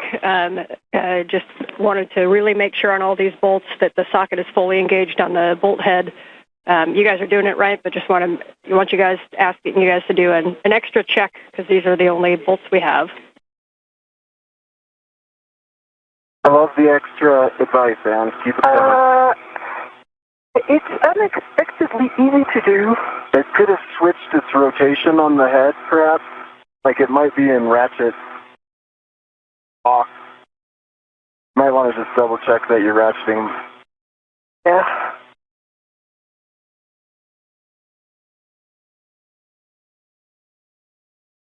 Oh, that was good.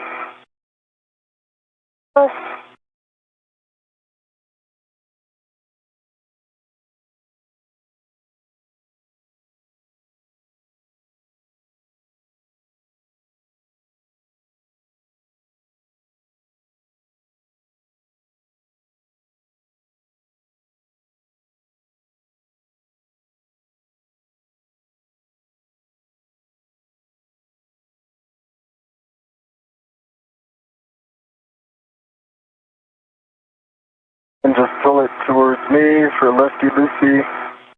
Yep. Uh-huh. Yeah. Actually, I can probably reach it. Okay. Need extra. Yep. All right. I've got it. Because my DRT is not enough. Yeah, I for that. understand. I got it. Yeah. So that's quarter turn. Okay. Move into my hand. Good night. Another quarter turn. Good strength, Sophie.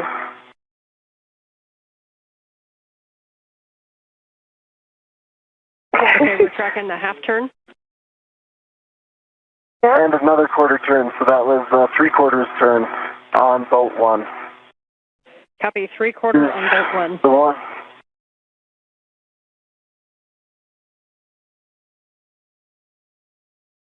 If there's anything I can do to stabilize you, let me know. I can kind of reach around here. Okay. I can hold your suit.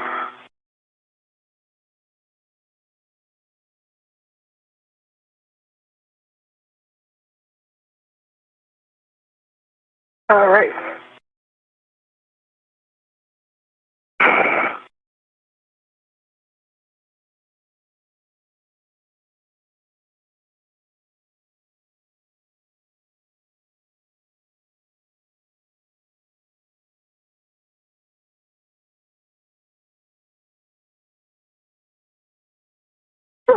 I can push. Oh, yeah, got it. Okay. Yeah. All right, quarter turn. Nice teamwork, guys.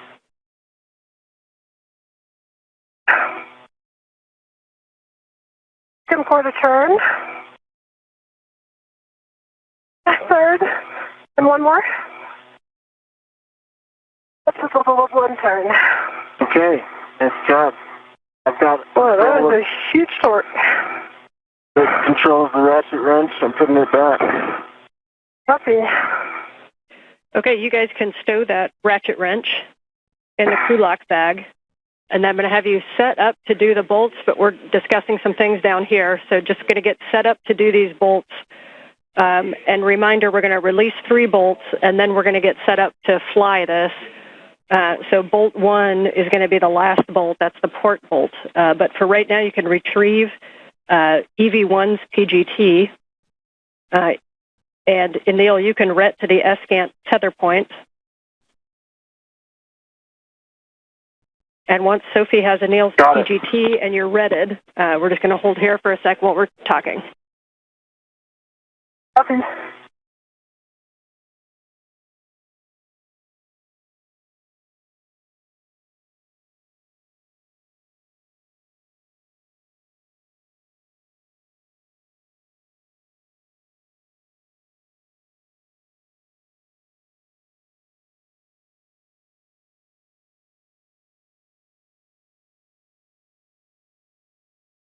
Okay, ratchet wrench is away.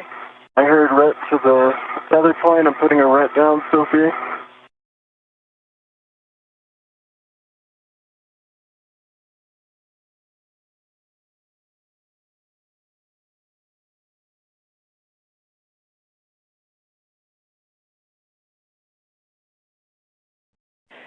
As we continue to talk that, the recommended bolt order is going to be 3-4-2, so the forward bolt first, forward bolt. So that would be Sophie driving the forward bolt with Anil's PGT, and Anil will be RETted to the tether point on the SGANT handle. Don't drive yet. Okay, I'm currently RETted. I'm currently RETted. Can you give us the PGT settings? I think it's Bravo 4. Bravo 4, counter 2. 4. Bravo 4, counter 2.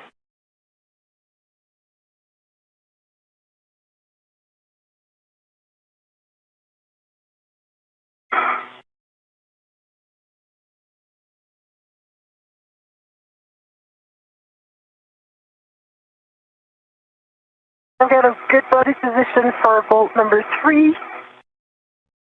I would like you to send it to me from the forward side. And we have a go to drive bolts for removal. So when you get into position on bolt number 3 with Bravo 4 counter 2, then we'll be releasing that bolt. I have control. You have control.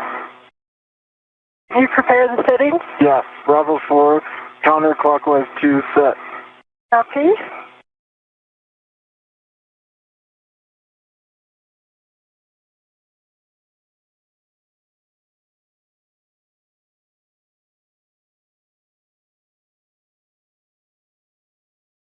Okay.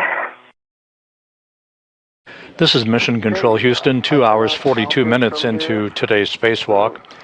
Anil Menon and Sophie Adenot are in the process of breaking torque on the 4 bolts holding the failed space-to-ground antenna onto its boom on the Z1 truss of the International Space Station. You're go to drive, and we'll expect approximately 8 turns. The crew spent a little bit more time than had been planned in terms of installing locking pins, or gimbal locks as they are called, on the failed antenna so that no inadvertent motion of that antenna dish would occur during its transport to a parking location on the truss of the International Space Station. So we continue on with today's spacewalk, 2 hours, 43 minutes into the 282nd spacewalk in support of space station assembly, maintenance, and upgrades. Okay, Cal Pass, 40 volts. I'm going to reset you to Bravo 4, counter 2.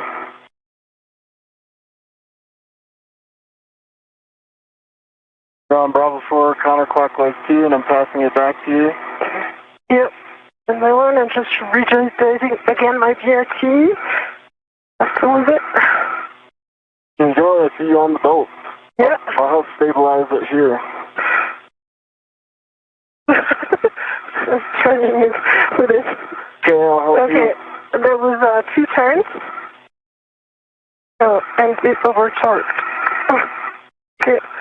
Please see. Wait, put my own. Okay, my left foot was on the map. You see that? Okay.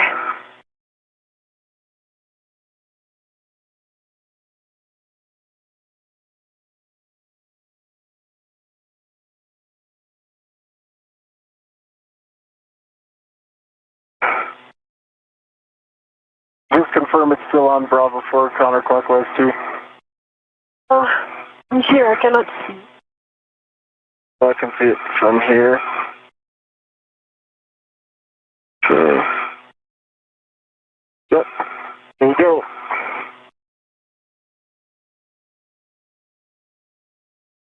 Okay. I'll help you stabilize. Yep. It's over torque. It's like we're releasing it, so maybe yeah. Is it released? Oh, I see the bolt is still in. And did you get turns on that? Level 4. Got 2 turns. 2 turns initially. Hey, Sophie, I think I might be able to get it from here. Okay, I'm going to align this. Okay. 2 turns. Let me work on the alignment. So you should have about 5 or 6 more. Yeah. Okay.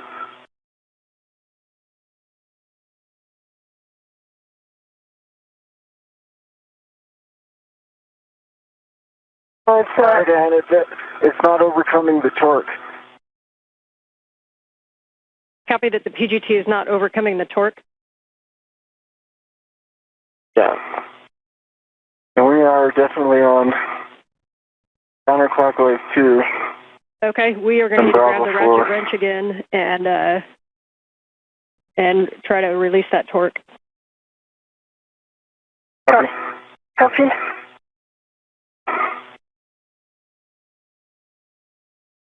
I will say that when I was doing the ratchet wrench, it did feel like a height.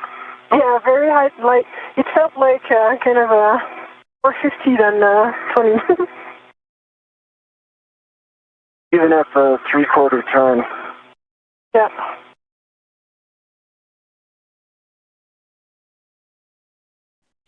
Yeah, we copy that it was a little bit of a higher running torque than inspected when you were doing the ratchet wrench.